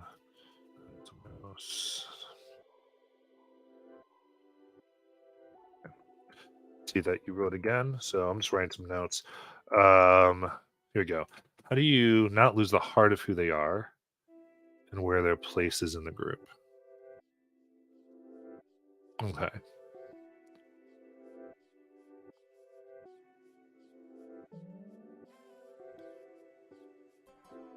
Cool.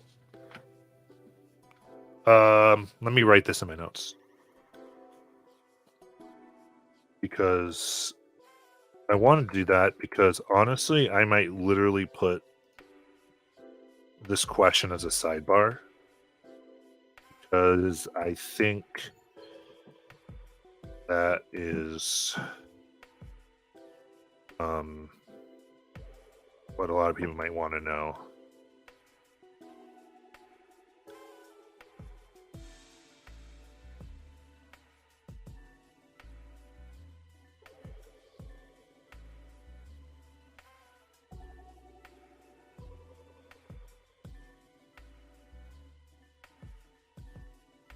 Okay, cool.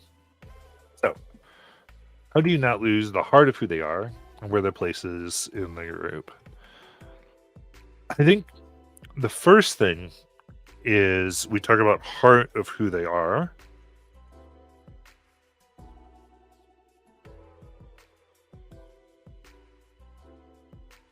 And we'd want to do what is the heart of who they are.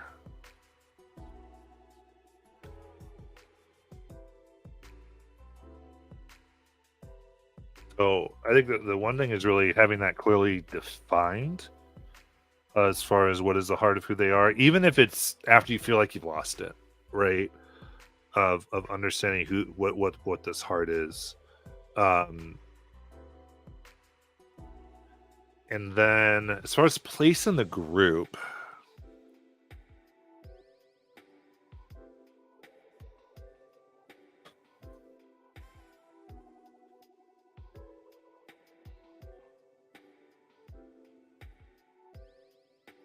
I'm writing some stuff. See, the thing is that I think when it comes to place in the group, and I think heart too, both need room to evolve and change. So when we talk about losing the heart of who somebody is, I think again I want to narrow down on that a little bit more as far as what maybe that means. Because it's a little bit of an ambiguous term.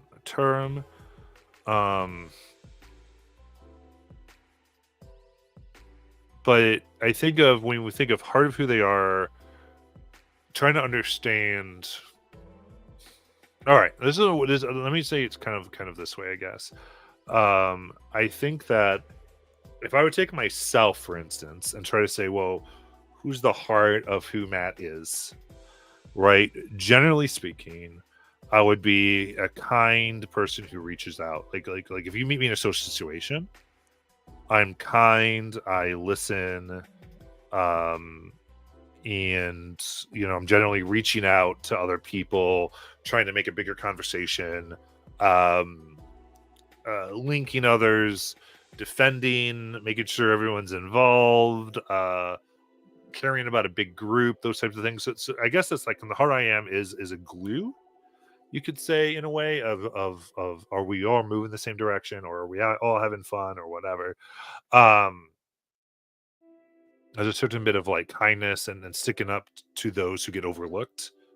It's kind of a heart of who I am. Now, the thing though is, in life, right, there's things that challenge that heart. There's things that make you have to make hard decisions about that heart. And a game of Dungeons and Dragons, ideally, I say ideally, but I mean the way it should work is you reach out to your party about that heart. So let's say the idea is I want everyone included, or everyone needs to be treated equally around us, or whatever. Then that's the heart of your character, and you keep pushing that. Now that heart can evolve. And the evolution of a heart that rallies for others, for instance, like, and I speak for mine, is understanding that that doesn't always work in every situation the way I'd love it to work. In other words, people can be stood up for in every situation, but not to the extent that I really want them to be, based on 1,000 things. So, to not lose my heart as a human, as an individual, cannot give up on that. But I can also work to the best capacity in a given situation so that I can continue to advocate for those people in the situation. Right? I think so. An example, for instance, is one balance I always have to do for it is one thing is I'm all about being inclusive, neurodivergent inclusive, right? LGBTQIA plus friendly, all these things. And just understand that as much as I expand the community, no matter what the group is, there's always going to be some type of upper limit on that. From where I can, or the platform is destroyed, right? In other words, for a game to be friendly, there has to be a game, right? And so I always have to go through what's super friendly to everybody and still makes a game. And these two forces, and my heart is tempered by that, right? So take that to a a character situation.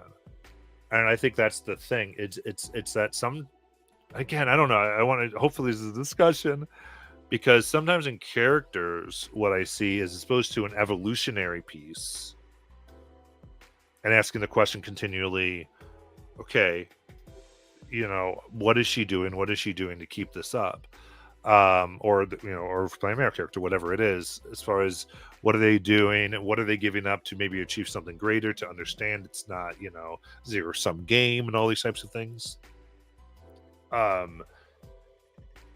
There is an evolution of heart in given situations where we don't have all the control, where we have to manage different avenues, right? A game of human abilities and prejudices and whatnot. Unless we're playing a totally idealized fantasy world, which maybe we are.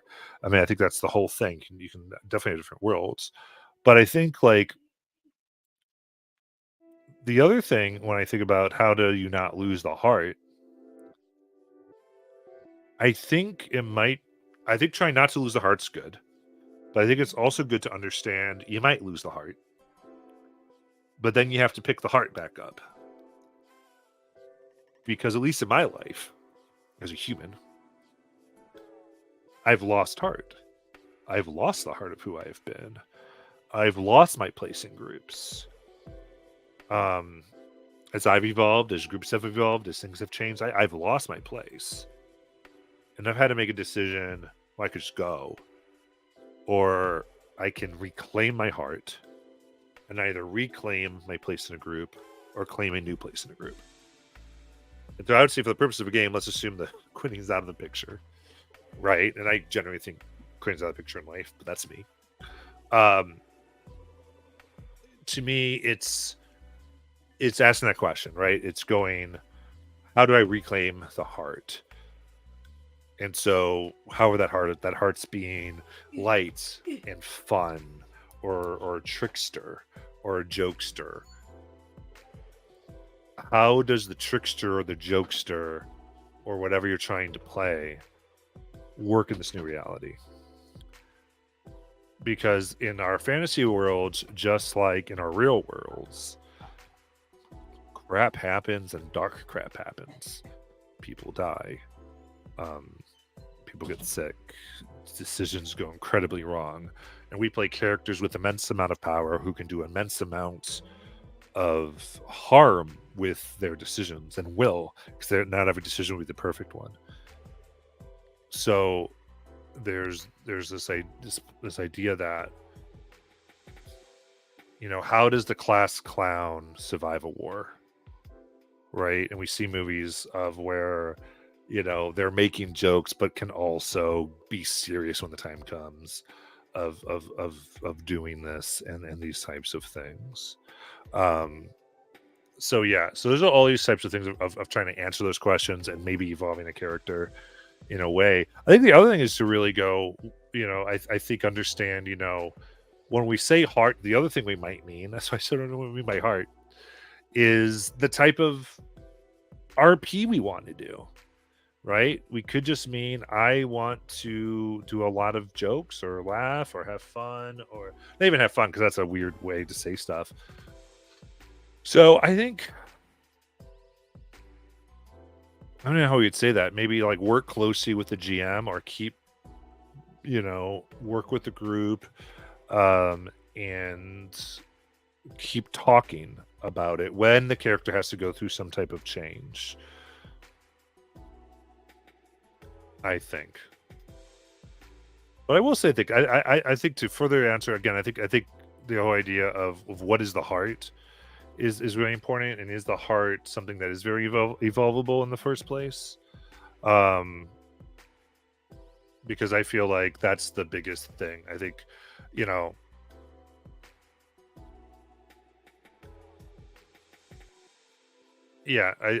think when it comes to the place in the group, that's crazy, because even in real relationships, our places shift so easily. Especially as a new character is introduced, as characters themselves change. We're going to consistently move in, and ideally, like we have these conversations of who occupies what place in a group, and there's roles, but there's also social order. But I think that does change a little bit.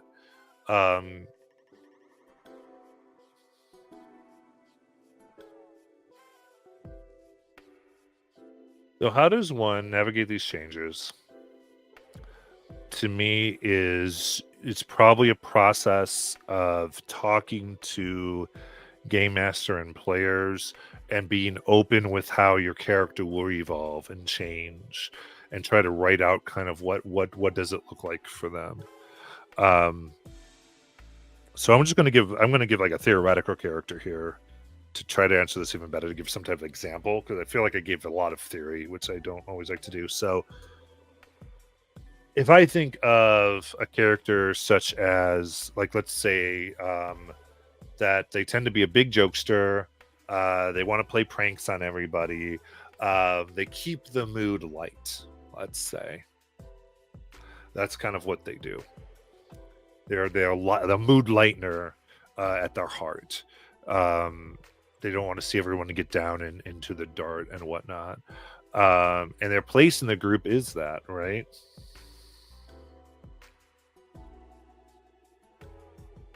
I want to get to that. Yeah.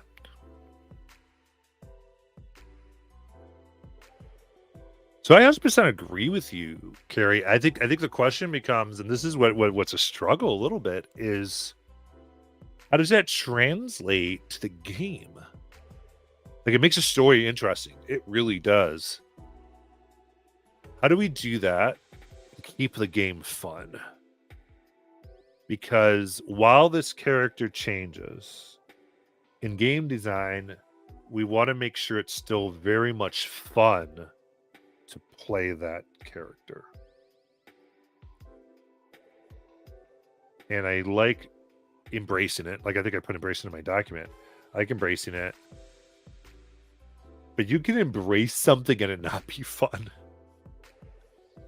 And in a game world, based on the fact that it's a game, we want to figure out a way to do both. To go, okay, I want it to be fun to play as well. Something I want to show up to every week and do it, and not dread showing up because this is how my character's supposed to evolve or something. Which I think is how people feel sometimes.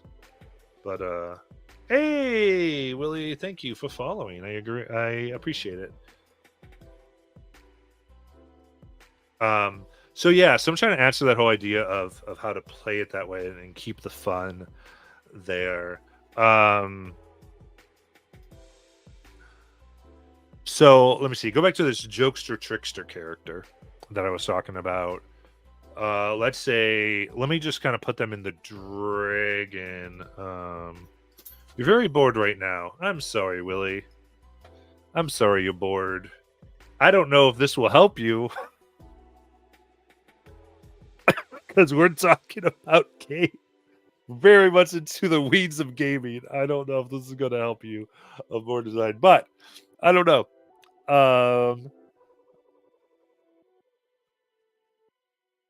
When we're thinking about how jokester, so back, I got a jokester character.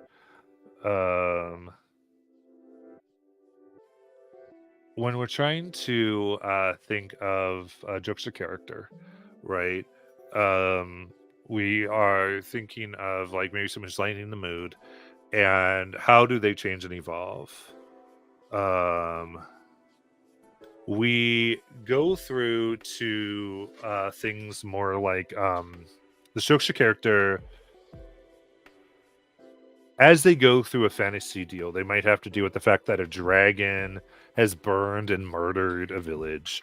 They might have to deal with the fact that someone they loved is gone. Someone they loved died. It might even be because of their, I guess, maybe some of their jokester actions. I don't know. There's a lot of different things it could be about, but with the jokester character, the way that can, I think, keep up is in this idea of them finding a way to lighten the moods within heavy situations. So I think of it as always the one who's like, I gotta give things like this, like you're about to go and cut the throat, let's say, of this horrible enemy. But I think getting like a catchphrase could be like going, what is the joke I'm gonna say, or coming with jokes to say before we do it, right? Because I always say, because we're doing like kind of the effing league thing or whatever, it's like effing league, there's a real great way to break the tension, or to go, all right, you're gonna go into this dangerous mission, you might die, but first, banana, or Coca-Cola, or they hand something to everybody, right? They could be these standard jokes that they give out. It could, it's bringing a moment of before we go and do this dangerous thing. And the jokester, what their evolution, where maybe they were a chaos causer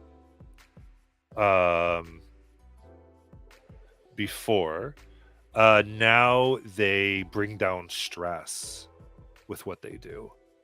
In a very stressful situation, they take people away from the bridge or of seriousness, and move them to a good place. I don't know if this is helpful.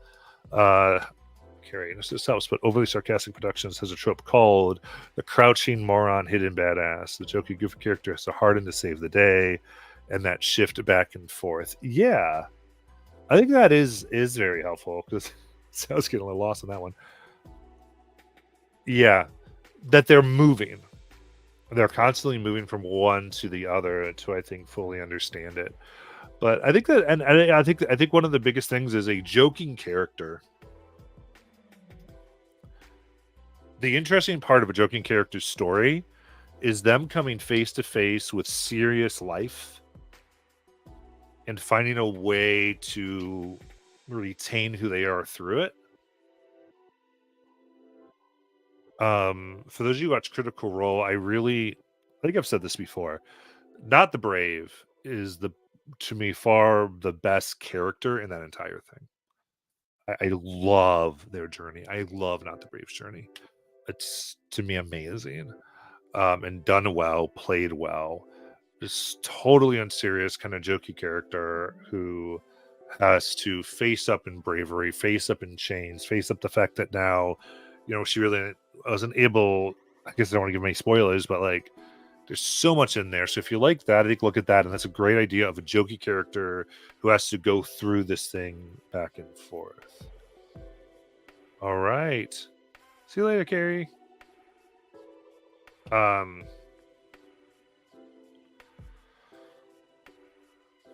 But I think that's kind of the big thing that comes into it.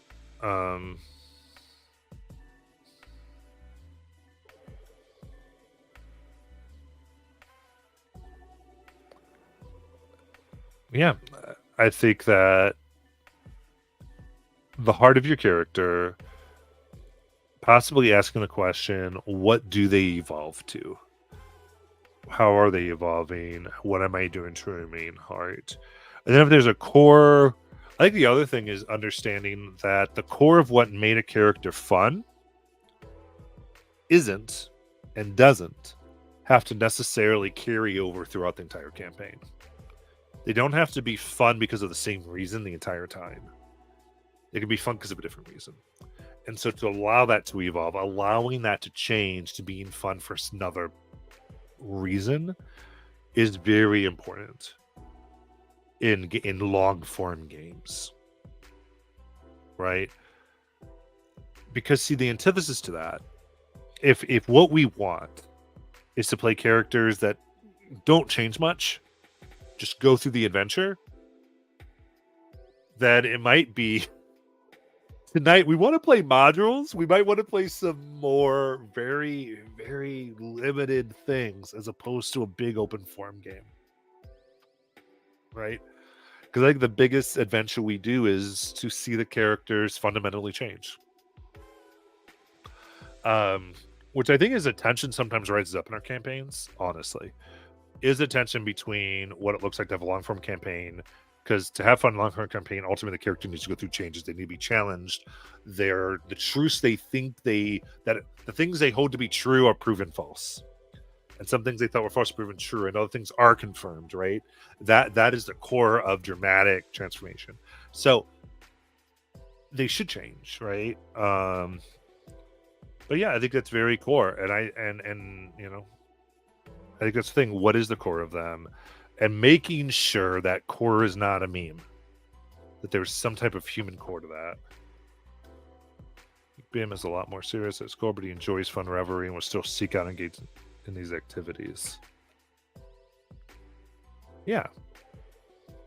He has become a lot more serious at his core, and that is part of that adventure. And some of that could be like making sure that we have enough time in games to explore the frivolity. For instance, I love that Bim went on the drinking binges still. With Luke's character, whose name eludes me.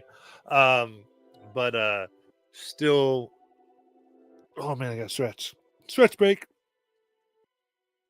Still does these things, right?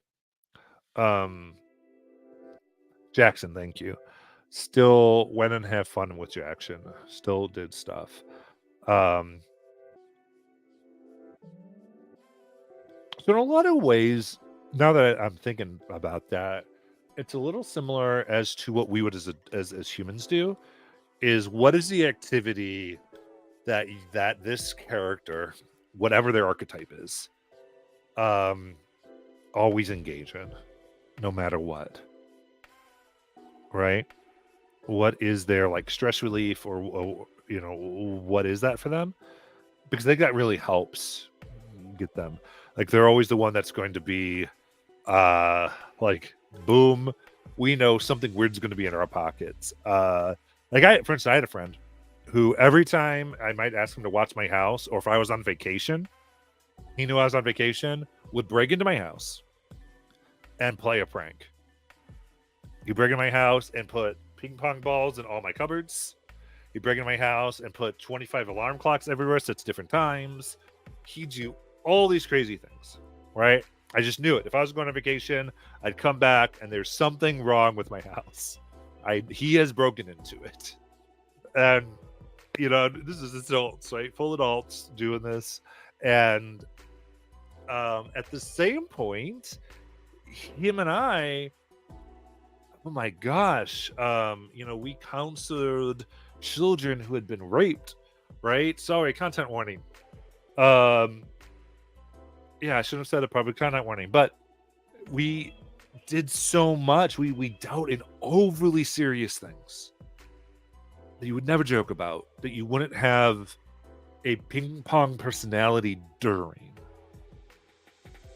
But there'd be ping pongs in my thing. So I think latching onto that type of activity or latching onto something like in those situations are good. Now there's always the thing too where you can just say, hey, like I'd like more opportunity for X or more opportunity for Y. I think having those conversations of going like, I'm looking to have this and what more opportunity means, like X amount per game, because having targets are good. Helps the GM know what they're doing as well. So that's a very long answer to that.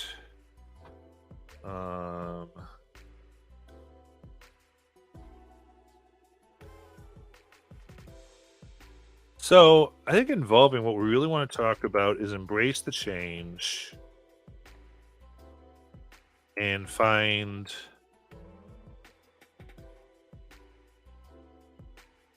search for the heart, right? That we want to embrace how they're changing, embrace how things are going, and search for the heart, search for the fun, and I think communicate. Because I really go back to how do you do this? I do feel like it probably is a huge amount of communication. It's saying where we are, saying this is what I'd like to sort of do, while being realistic. Yeah, being realistic. I think. And while trying to keep a game where it is. I mean, I think that's the whole deal.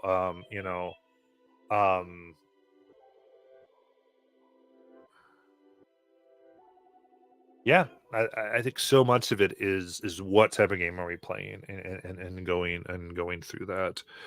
So one thing that I've been really like looking at, right? Because in every game between 10 and 13 levels, we start having these questions. Because at 10 and 13, power wise and everything else, you can your whims and fun can go so out of control and impact people on a whole new level with the game mechanics than what they were typically. In other words, you can cause more trouble and get into more trouble. You can ruin lives. There's so much more you can do with it. And a point to where we don't look at that sometimes is a point to where we're almost callous as storytellers. So I think that's another thing. It's just why like I keep going. People talk about, every game ends at 13, these campaign writers or whatever. I'm always like, yes, it does. That's the point where everything goes crazy because it's so hard to keep something there. And so we can, but I think the solution there is the character you may need is going to go through some type of change and be someone different for the second half of the campaign than they were the first. So for a moment, let's take the character of Scanlan. You can tell I really like Sam Riegel's characters. But what do I do with the Tuesday group? I'm not even sure. What do I do with the Tuesday group?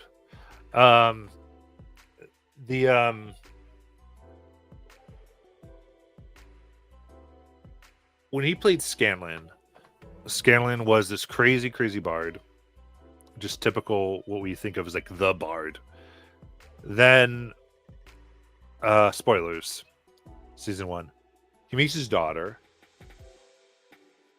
which begins to change him more. He begins thinking and becoming less wild and less sort of that way. And then he leaves the campaign, comes back, and at one point becomes extremely interested in monogamy. versus who he was before. And so that's I think it's such a good example of somebody took a character, and I think at heart had to do with the lightness of not taking themselves overly seriously. But I think like if you took Scanlan for instance, I would say Scanlan was someone who took nothing seriously and became somebody who just didn't take themselves seriously, but took other things very seriously. And because he didn't take themselves seriously, he tried to help people not take themselves seriously. And that became sort of the source of his humor later. So I think that is a good example of how to not lose a heart. It's how that heart changes. What changes that heart, and so they play a little differently. There's a different type of fun, but it does lend to the realism of the campaign.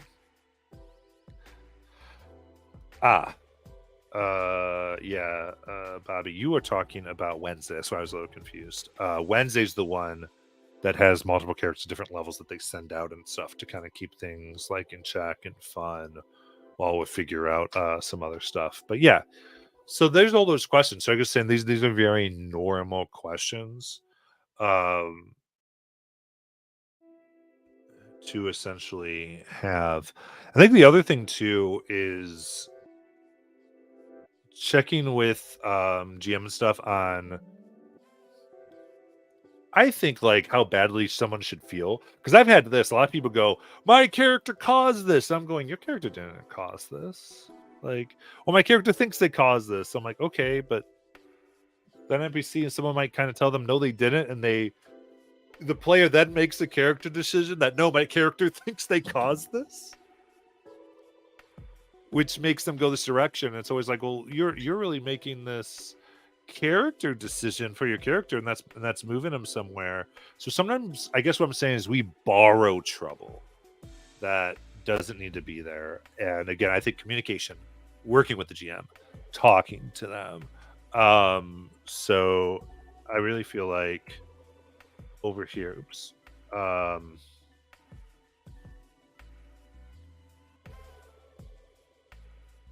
I'm writing in big caps a let's keep it fun section. Keep it fun, exclamation point, parentheses, a how to. Let's put it that way. And then communication is a big deal. Don't borrow trouble. Meaning, don't make things your character's fault that don't have to be.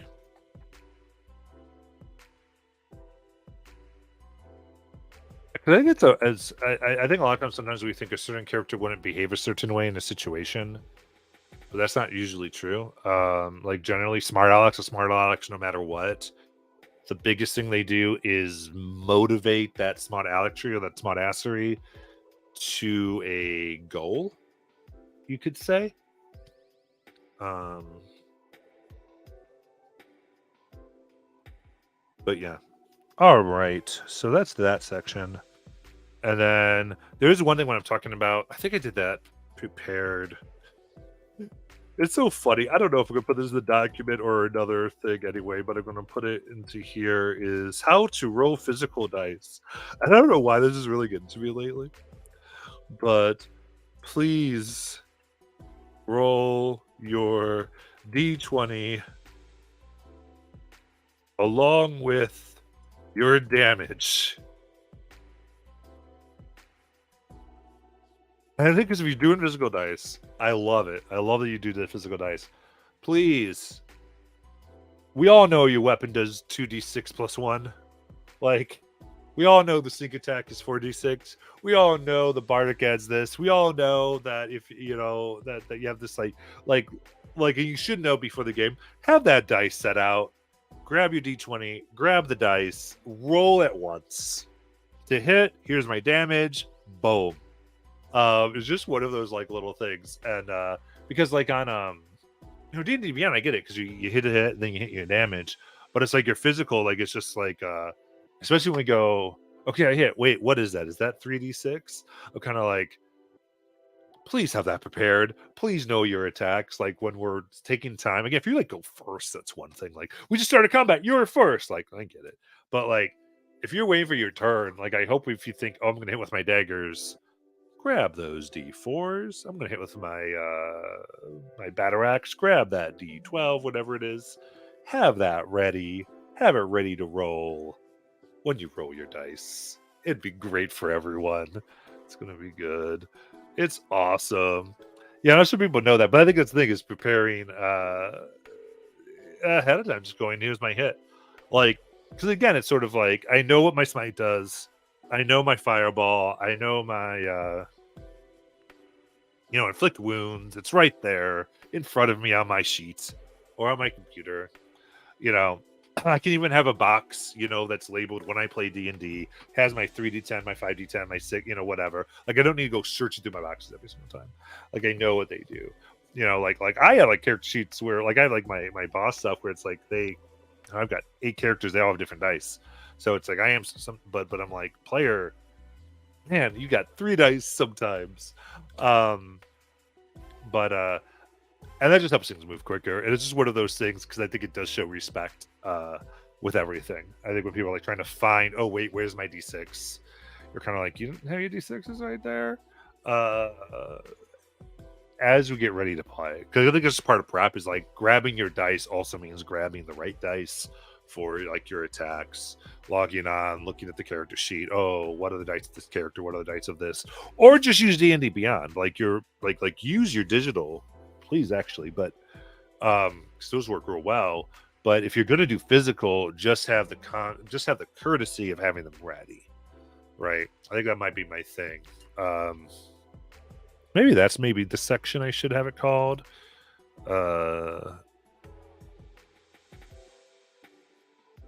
Digital versus physical. Like you're free to roll either. Please roll when asked. Another thing I want to make sure games go smoothly is like, 'cause I don't know what it is. Like I'll ask for a save and I'll get to like the last person who hasn't given me it and they go, wait, what is it? And they roll and I'm like, what the heck? And again, I don't really care, like, except that just takes time and I'm trying to get something to move, like, especially when you're in a combat, because as a GM, I'm trying to keep the combat rolling and I want the least amount of not unnecessary time spent on combat when it is. And so it's like, man, when you're asked for a save, roll the save. And it's always interesting to me too, because like you don't need to know your modifier when you roll your D20. You really don't. You could be like, wait, I'm looking for my modifier.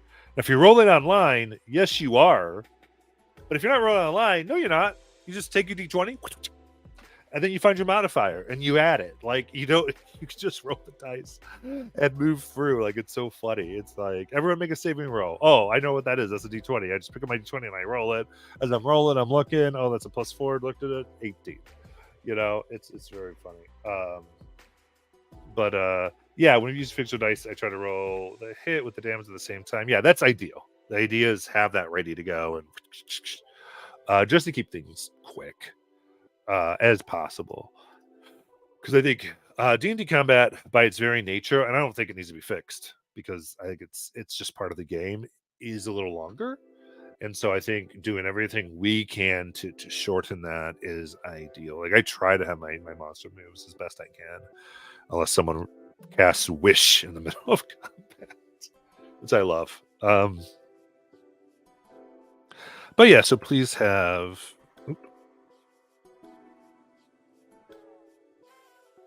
Please have. Ooh, I can't type today.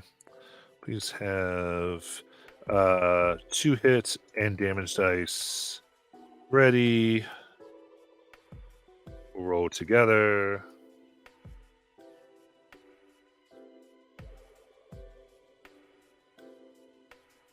Yeah, I pretty much do that consistently. I think occasionally, depending on what's going on, I might go, but I try to keep that. But I think, yeah, I'm just writing a note here. This is standardize initiative camera position. I think that's a really good point of just having that do something I do when we set up the combat. Because it makes it a little bit easier. But I know there's other ways to see it too. The only thing that really gets me a little bit is that we have a few people who that doesn't get me, but just makes that harder. Is that few people disconnect sometimes during combat for whatever reason, and I kind of know why. Because I think they're not touching their computer and the computer goes to sleep. But so like wiggle your mouse, everybody. But that when they log off and log on, it'll switch the order.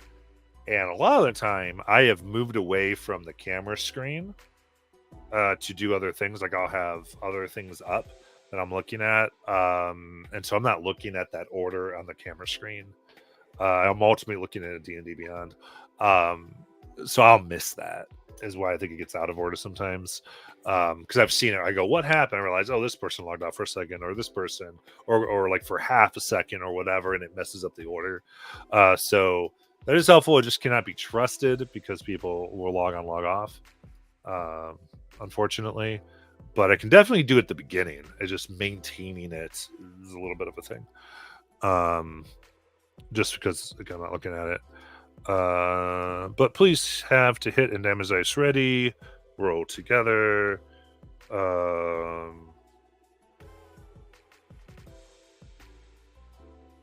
Yeah, like roll.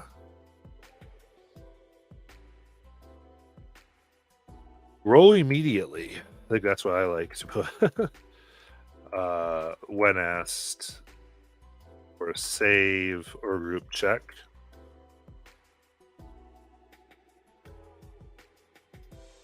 I've even thought of things like, which I don't know. It's not. This is beyond this document, but I might start to do things like because I already have a roll initiative in D&D Beyond. I might do things like roll group checks in D&D Beyond. But I'll only do that if I have a good way of reporting to me and doing some good tools. 100, 1,000%. 1,000%. 1,000%. I'm always fine with that. I am not talking about that stuff because I can tell when someone changed their plan because of something somebody else did. Yeah, totally cool. It's more like I'm talking about the things that we can control, not the things we can't. I want to be so clear. You might have to change a spell. You might have to relook at something. You might do that based on what somebody else did. 100%. And I think that's very, very fair, especially what roles you have. Like clerics, you always have something planned, but it will probably go wrong. But I just want to be so clear that I get that we change plans. I'm just saying that ideally you have a plan. Have a plan by default.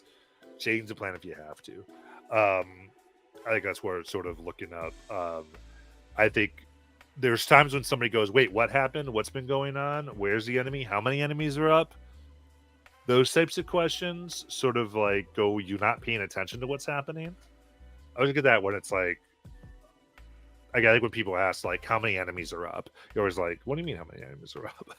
We have a thing that shows how many enemies are up. We've been talking about it. They killed the two. We have got a lot of stuff. So it gives me about like not paying attention is more I go through, or not, not thinking about your turn till it's your turn. That's what sort of reveals it to me when people ask those questions and things like that. Is like, oh, I don't think you've been thinking about your turn. I don't think you've been plotting what you've been doing. I don't think you've been rooting for everybody, which is a big thing to help the game go smooth. But yeah, roll simultaneously for attack and damage. That's the biggest thing. But yeah, things always go wrong in combat. It's fine. I think that's the whole thing. That's why I'm not focused on like the behavior necessarily of, oh, does it go quick at the end? Just like, yeah, can we just have this? And again, why this is mostly a reflective document, mostly a document where everybody else is planning it. Most people are, most of the time, plan their moves. We know that. Occasionally it gets messed up, but we want to make sure as people come in, oh, my expectations, I plan my move. all that stuff. Yeah, they are. I think the other thing is having the spell text. I'm going to put this in because these are just probably like little things that I can put as like an amendment. Oops. Is read the spell before you say I cast the spell, and or have the full text of the spell in front of you.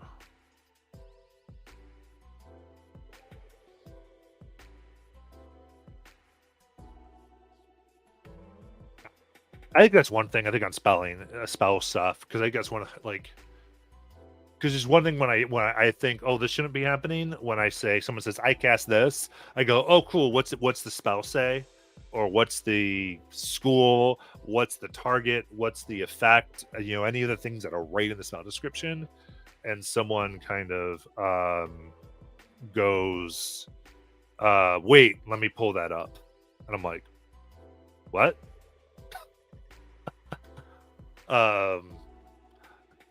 Yeah, they do your homework, but really it's ultimately VTTs are actually good about, you can display the spell in chat. Yeah, but I mean, yeah, well, our Discord does that though, right? So our Discord, you can just hit spell lookup and type in the spell. So we've got that ability in Discord really, really quickly. And I think less of like, here's my thing, is that I don't really care that much about being able to see the text of the spell. I just want you to be able to see the text of the spell.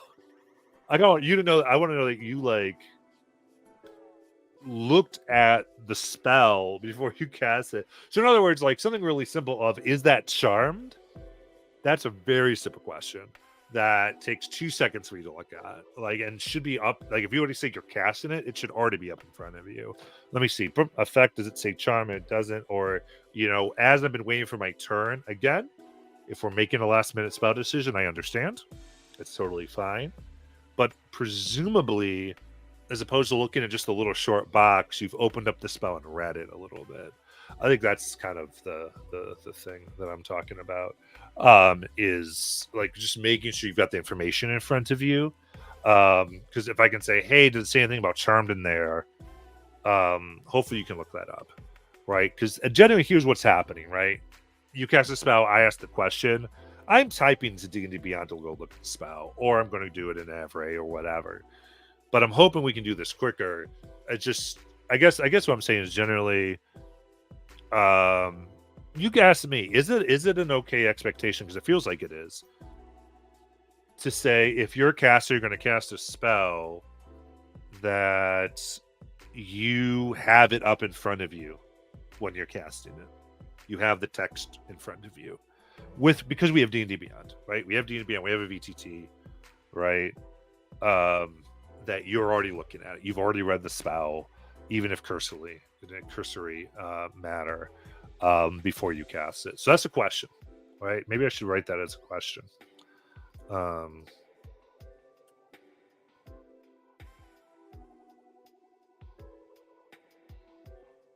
Is have the spell in front of you when you cast it a reasonable expectation?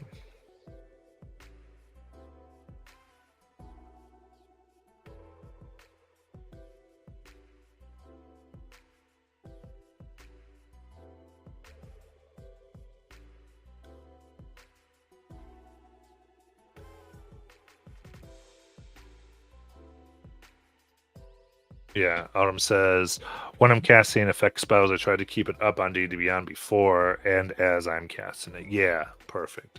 And that's the idea. That's what you want it to be, That's the idea. It's just like the common form is, cool, I think I'm casting a spell. Let me put it up. Let me read through it. Let me kind of go through the ideas. And by the way, Autumns, I can tell that you do, because you remind me of things. You're like, hey, Moonlight this, end of turn. Well, I think that's the biggest thing too. Is like I can tell when someone doesn't want to go. Hey, when's that damage happen? There's a little bit too. It's like this is just if you're a DM, DM wants to know this. This is the basic thing they want to know when you cast any type of spell, especially when it's a save. When does the damage happen? Because sometimes it happens when you cast a spell. Sometimes it's on the person's turn. It could be at the beginning of the person's turn. It could be the end of the person's turn. And remember, it's always your spell.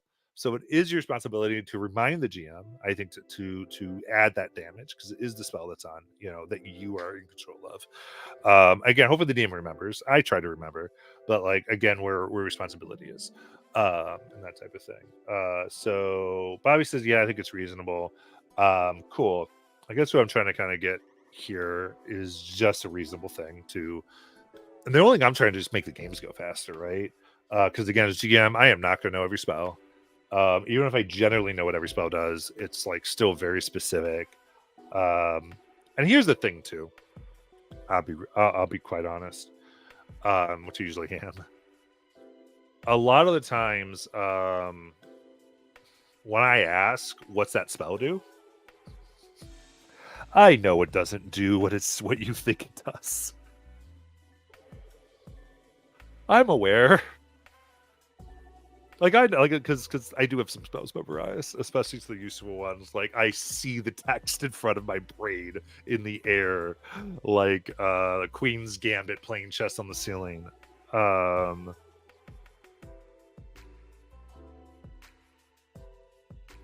Yeah. And the other thing with the reasonable thing mostly is because I know like it's in your character. Like you can click it on your character and it'll open up a new window. Because it's easier access. I have to spell it. But so I think the thing is that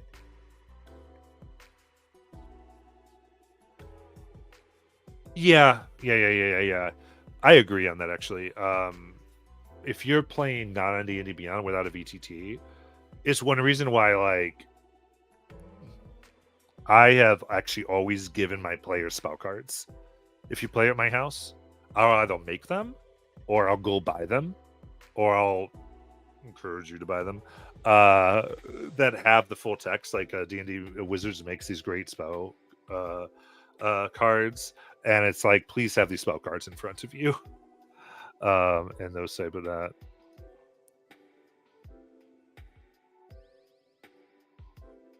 Yeah, so I'll usually do that. Like, cause I literally would just go, please, like, you need to do this. Or Paul has actually made a spell book for people before to help them out. We this one was I was having a real hard time, and we made them a spell book and it had the spells, so they had a quick reference there in there.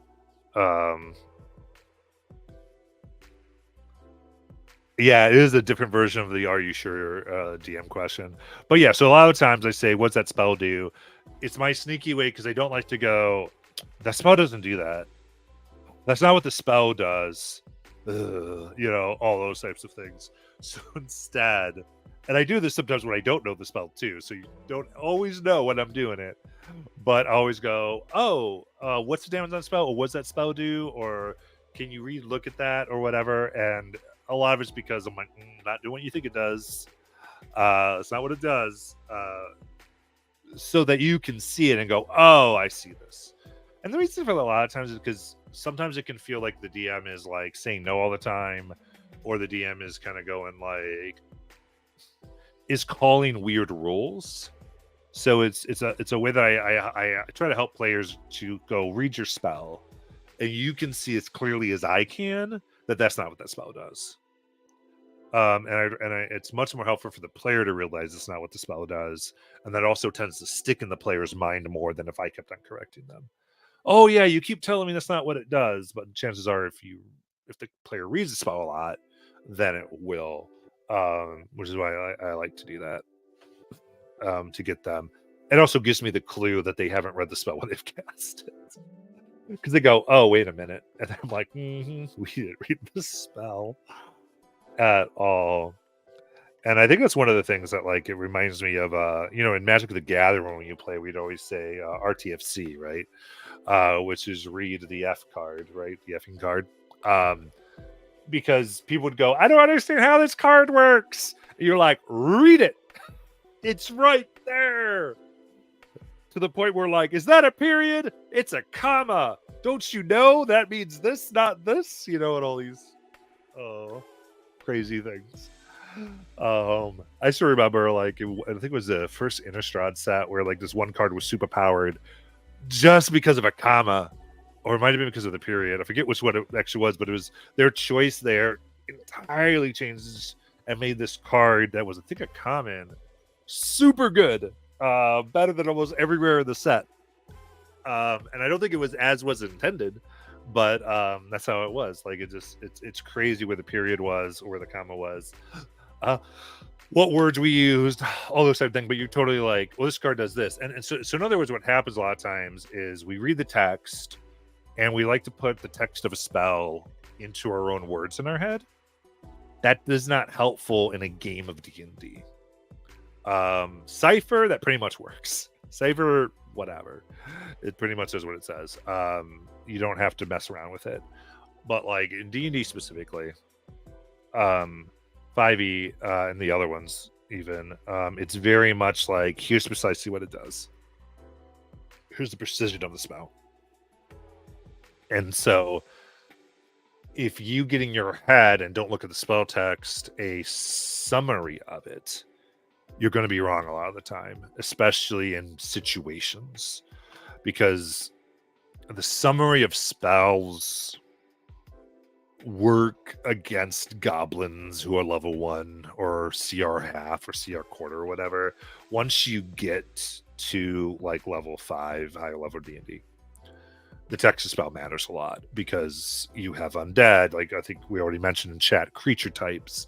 We have so many things that are there that mess everything up. They could be immune to necrotic, immune to charm, like a suggestion. I think they're immune if they are charmed or something like that. But yeah, just reading those exclusionary terms, understanding what that is.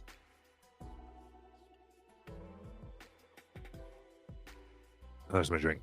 That's all kind of part of the deal, you could say.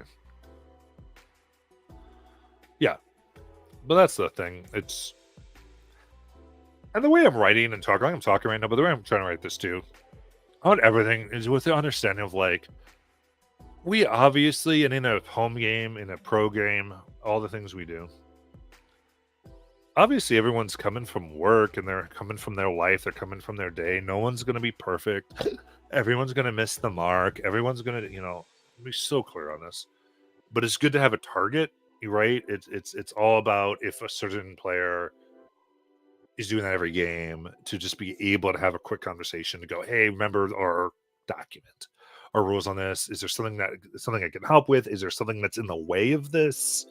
For instance, let's say someone, I think like a really good example of this is someone could say, I play on my phone, so I can't pull up spells that quick. Awesome. Can you look into spell cards? Can you print up your spell description somehow? Can you have a player's handbook in front of you, possibly? I don't know what that would work for you, but what can you do to help with this? Because, at any table, you would do any number of these things, right?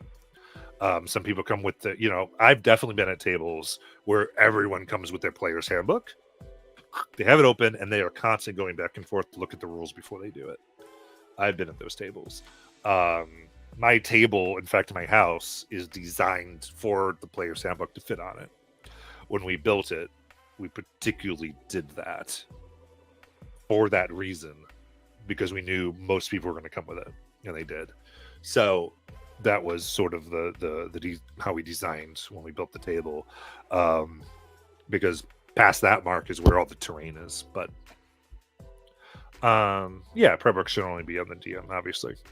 And that's what part of this is. It's like, as a player, how are you coming prepared to play? And that's just one thing I'm kind of working on with the document.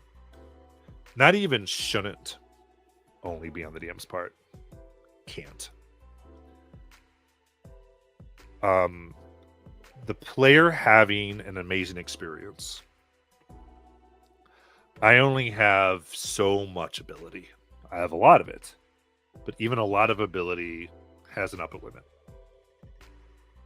And so my whole thing is like, man, this is everything I can do. And what I love about some of these conversations is I've added some things to what I can do.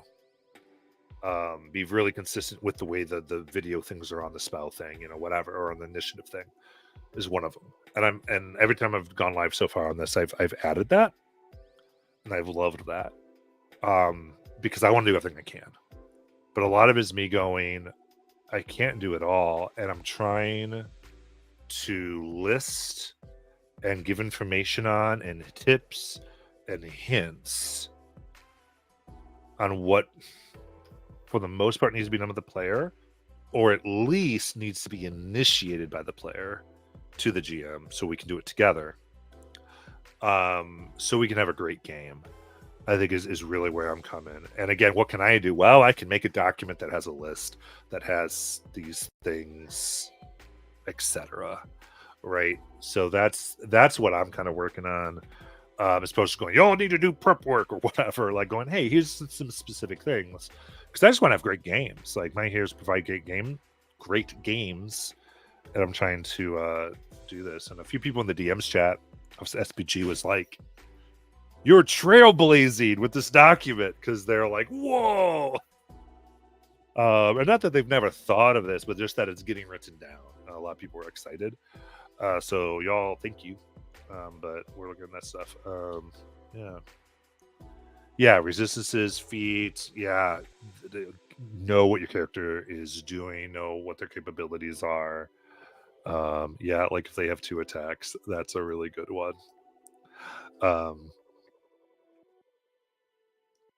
I think that's it too, because depending on where the game is going, I mean, like, 'cause a lot of times, especially as combats are kind of wrapping up, like when we kind of know where it's going to go.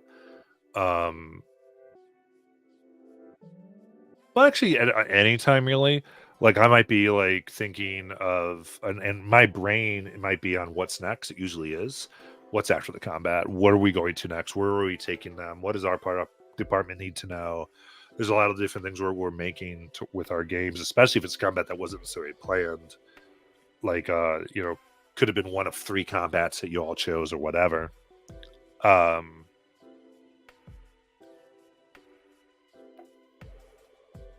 I think is something where it's good for you all to know what you can do. Because I try to, especially at the first parts of games, the biggest thing that I'm always in is, does the rogue know when sneak attack works? Because no rogue ever knows when sneak attack works the first session, it seems.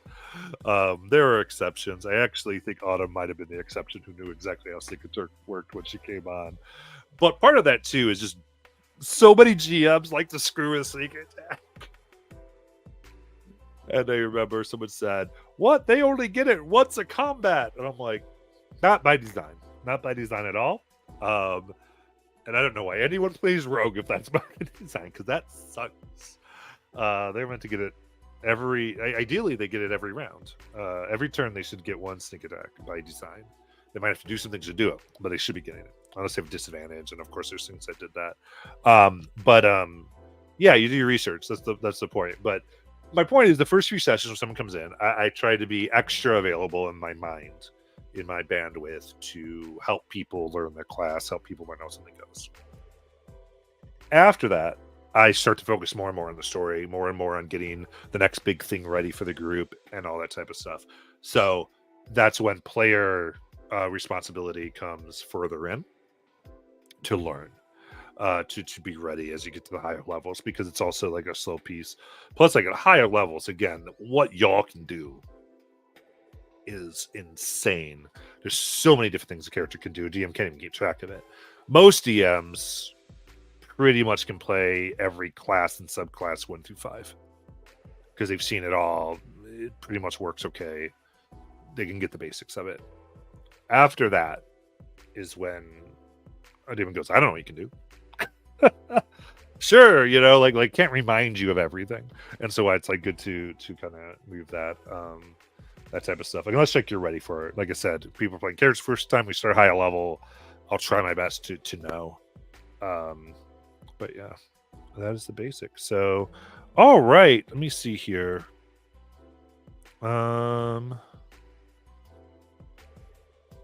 Yeah, so the other thing I was working on here was I don't know what sections to go into, is make intentions clear. If your character is trying to change the mood, let us know. If they are attempting to solve a problem with combat that was social or vice versa, let us know.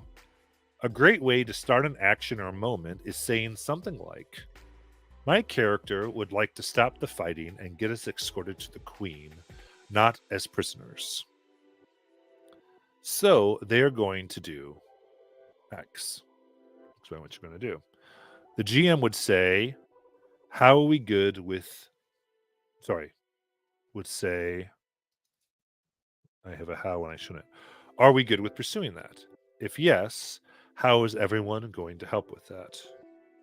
Then consent, I would say the GM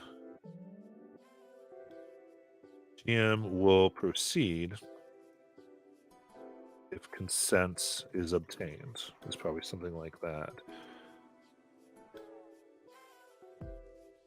And I'll probably write something like in change of plans or approach scenario, it is vital that everyone knows what's going on and consents.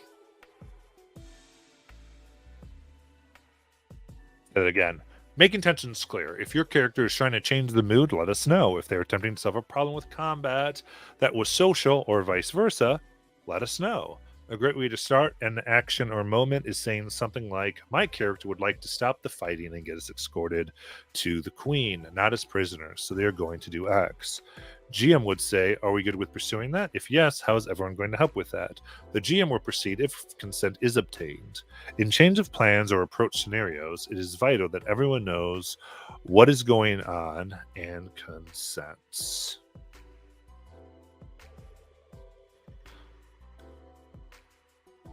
So, what do y'all think about that? If you can, even in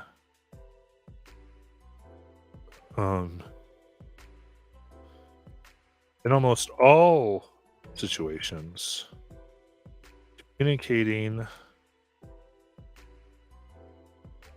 your character's intent for the stated action help a game go smoothly.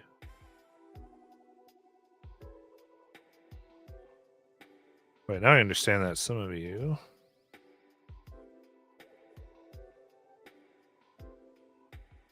are on lunch and stuff, or working rather. So I understand people can't necessarily get back to me, but in almost all situations, communicating your character's intent before the stated action will help a game go smoothly. Especially your intent, if you're trying to change the direction, seems good. Yeah, definitely then. But I'm wondering, it's probably isn't just good in general, like just whether you're like, I don't know, Caldrum wants to keep this tirade of bullets going, so they're going to climb the tower, ready their gun, and fire. Or they want to keep the chaos of the deck. The enemy seems to be chaotic and not knowing what they're doing. Caldrum wants to add to the chaos as he fires on these two, hoping that will cause more things to happen. Right? And that's not really much a change, but that's a furthering of the stream of combat I think is helpful. Again, I'm asking, but I think that if your character's trying to change the mood, let us know. If they're attempting to solve a problem with combat that was social or vice versa, let us know. And then in almost all situations, communicating your character's intent before the stated action will help a game go smoothly. So this is one of those probably more refraction things, which is this we want to influence our culture as opposed to reflecting it, because we don't necessarily do this. But it is one of these things I've been looking at and going, I think that will make things better if we begin adding this to our culture. This idea of we are going to say that Yeah. So yeah, so in other words, you're saying it's a good thing to write, 'cause I think that's the thing. I think everyone would agree this, but it's very much to kind of go, what are some standards or goalposts we can have so that we have it? Where I'm trying to bring like everyone communicate. I always feel like that's such a like girlfriend boyfriends or however combination that works. We yell at each other, whatever. You need to communicate more, and not go, this is how I'd like to be communicated with, or here's a way we can communicate consistently. And that's why I kind of with this is commuting your character's intent before stating an action is potentially helpful.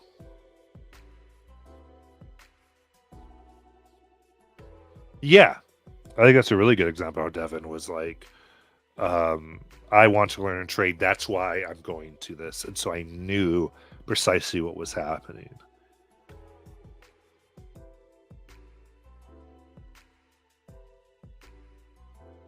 Right. So that's what. So you're correct, Jonathan. I'm trying to say, even in cases of not changing the scene, right? So I'm saying that its intent is interesting to even communicate that you want the scene to continue the way it is, right?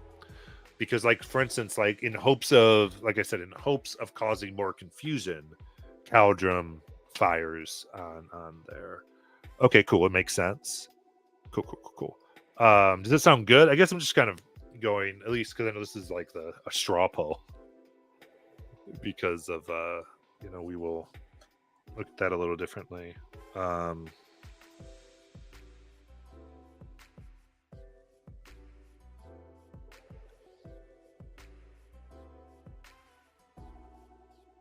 um, yeah, we're looking for.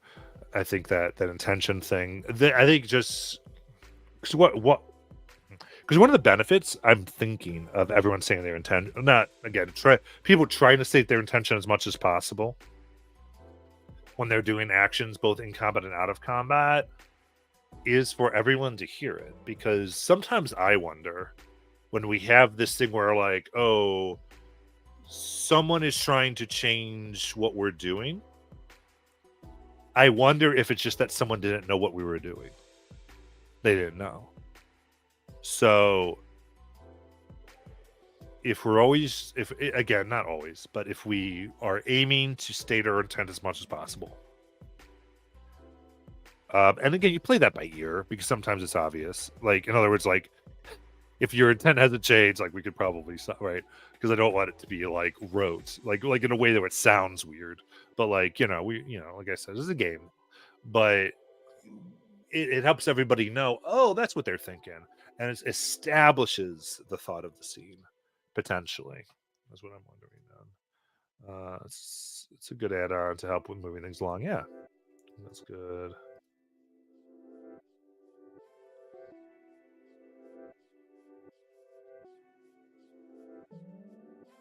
Yeah. Yeah, the description of attacks I do love, and I think it can come down to that. I think melding those things in there. I just love the. But yeah, I think you're right there, because Steven really does the intent a lot, because he'll go, man, he's seeing this and he wants to get in there and get this guy backed off. And what I love with that, and also empowers me as a DM, is I know what your character's trying to do. And now, in the interim, between when you're describing attacks, when we're rolling for attacks, when we're resolving everything, it gives me, the DM, the ability to come up with something where I can better help what you wanted your character to do. I can go, oh, like, you beat their AC by 5. Okay, you were trying to. They are turned around, so they're going to be more likely to go against to a different character, because you were trying to protect a character. Like, my intention is to get their focus off of them. My intention is this. My intention is this. So I want to bend them over or whatever. All those things allow me to come up with extra mechanics, come up with things that will do that as it's happening. But I can't do that if I don't know what you're doing or what your intention is. And it's not always clear. And what's happening, I think, as we're trying to tell the story. So Yeah. Yeah, I really love the body mechanics. Like he'll do that, but sometimes he'll also go like, I really don't want them to strike this person again. Right? Yeah.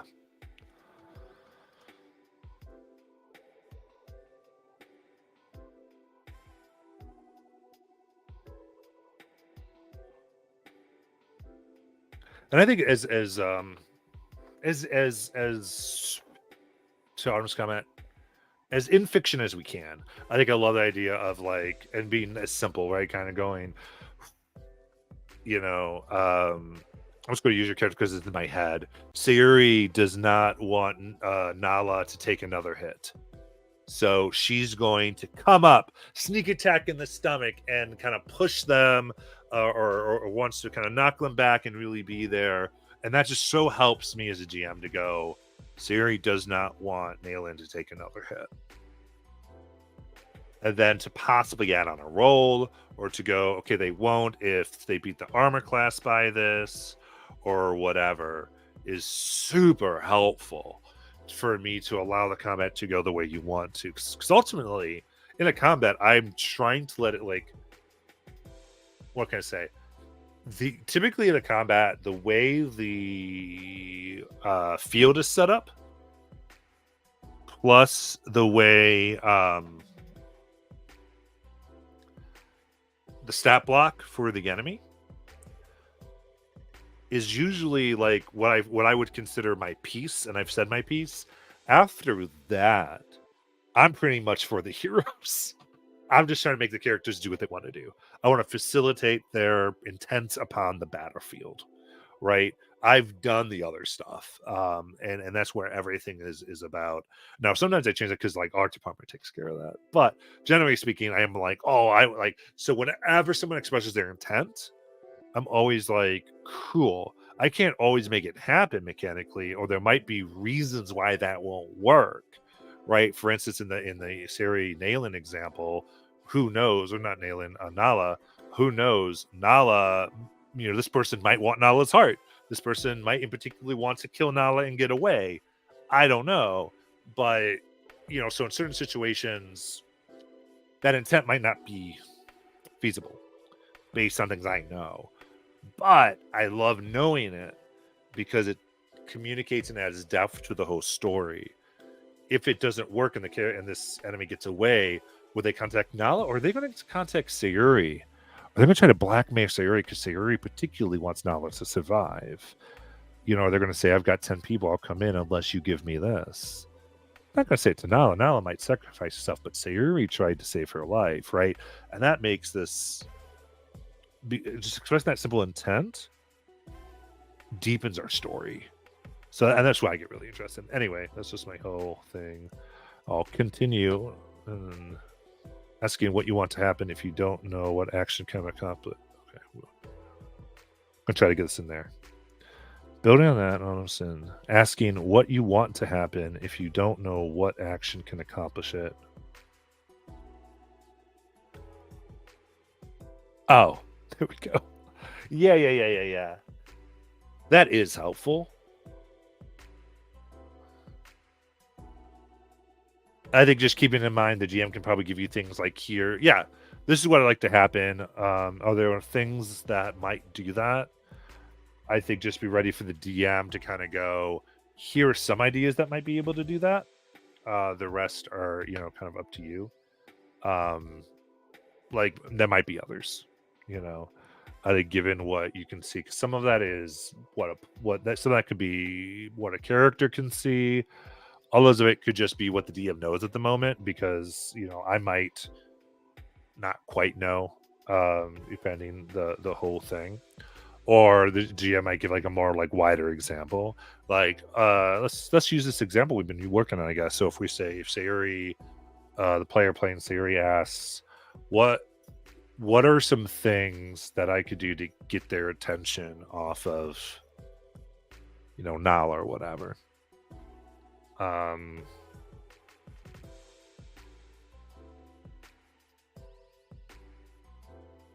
I could say, well, judging from this, I might say, it doesn't look like they're particularly after Nala. So if you get in the way and make it difficult for them to hit and just make yourself enough of a nuisance or enough of a threat they can't ignore, then that might do that, and that might give you a hint. Or I could say, you look at this person, you know they want to assassinate Nala. Probably the only way is to make it so they are unable to hit her, or they will die by trying to hit her.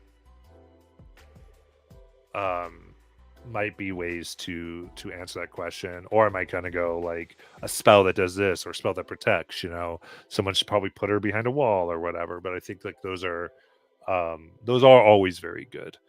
I think because it always comes down to dice rolls, right? But yeah, I think all those are very good things to add on, or to ask, because I'm always good with that. I think I would say that as a GM, when people ask me that, I'm always trying to take on more of a role of a teacher than I am someone trying to tell you the right answer.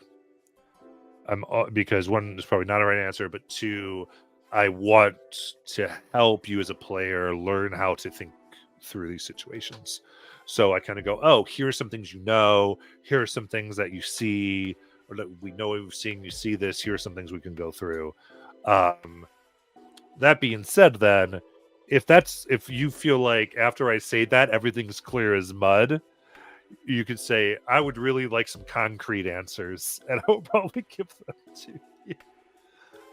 Because again, it's the fall of what I'm trying to do is go, hey, I here are some ways to think about the situation, so that it makes it easier. So you can, like, as we say, how do I do this? How do I keep a character at the core, or whatever, or whatever.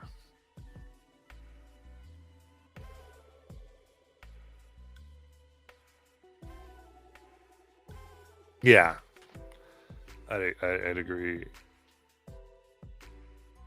I'd agree with that. Yes, I always try to help, not handhold. And I guess what I'd say is, if a player ever wants me to really hold their hand, just ask. Hold my hand. Help me here. Because otherwise, I'm generally going to help, as opposed to handhold is my default. Yeah. Okay. Well, player frustration when confusion leads to the DM players thinking they are doing what the player wanted, but turns out, yeah, I think clearly stating intention helps with that.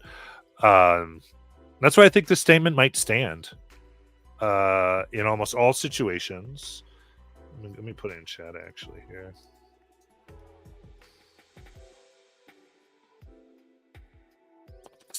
So I can read my sentence. In almost all situations, communicating your or your character's intent before the stated action will help a game go smoothly. I think that might stand in the document because it's true. Because again, I think if we get, I might even take away the language before where I said if you're changing direction. I might say if you're changing direction, you definitely need to. But it's almost like if you're not, because you might not know if you are or not. I think that's the biggest thing. And that's actually where I think we might have a thing, because sometimes when we think people are changing direction, they don't think they are. So it might just be, instead of going, when you're changing direction, just go, hey, whatever you're doing, anything. It is best to go, this is what I'm looking to happen here. Just could be good. Like, even in a conversation, like, hey, so my character wants to back up the point that this other character just made. So they say, whatever, is super helpful, because then it even allows me to go, what's your passive intelligence? 15. Okay. This is what I'll tell you. That argument, is not a good argument. And then I could probably like help them a little bit, knowing what they're trying to do, or whatever. Otherwise, I really don't. And I think when people think are obvious, they're not obvious in given situations. I mean, that being said, it's always the, even going, hey, you're doing this, you don't know. I just think the social situation is so hard because, and this wouldn't be for the document, but just as a thing, when I try to talk to people about social encounters, it's so important for players to do their homework, or really through their characters do their homework, In other words, like, take the time to learn about who you're talking to. Take the time to go around town and get rumors and whatever, because they're there all the time. Take that time. Sometimes it's like, hey, you going to go in the town, or are you going right to the palace? We're going to the palace to confront the queen. And then they go, well, queen, if you don't do this, then we're going to kill this village over here. And all the while, the village, they would have known. Queen wants the village gone. She's like, sweet, go for it. Bye-bye. Or they might think that they're going to intimidate the queen, and so they bring up like a child or something, when they know that anyone who's ever, if they would get rumors, they know anyone who's ever even threatened their child has found themselves in the hangman's noose, so they know that the guards are going to get called on them right away, or whatever, right? And so it's like you learn intentions, and sometimes characters end up finding out intentions by saying the wrong thing. And again, that's fine, but then sometimes players go, I don't understand what happened. I didn't get to roll. Yeah? Ain't no roll going to protect you from that. So I think that's kind of part of the deal. But again, declaring intention may help to go the GM going, okay, what's your passive this? Okay. You don't think saying this is a particularly good course of action. You think this is going to upset them rather than begin to persuade. Now I'll tell you, if you go this course, there is no roll. Something's simply going to happen. And that might, help. Of course, that's where, what is it? The overpowered ability, Gift of Gab. That's totally player foot and mouth insurance. So, anyway, I think we've added a lot to the document. Those of you who've typed while I've done this, thank you so much. Hopefully this also helps some people get the channel points I know they're always looking for. I think...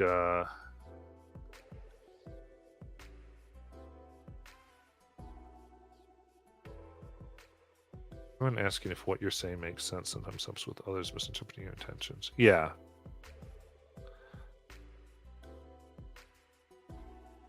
Possibly.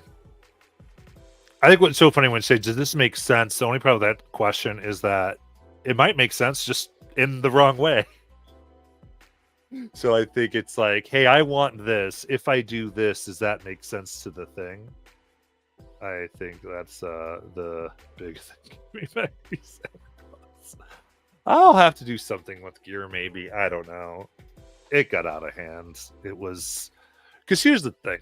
When magic items become more common than finding a dagger, it's a problem.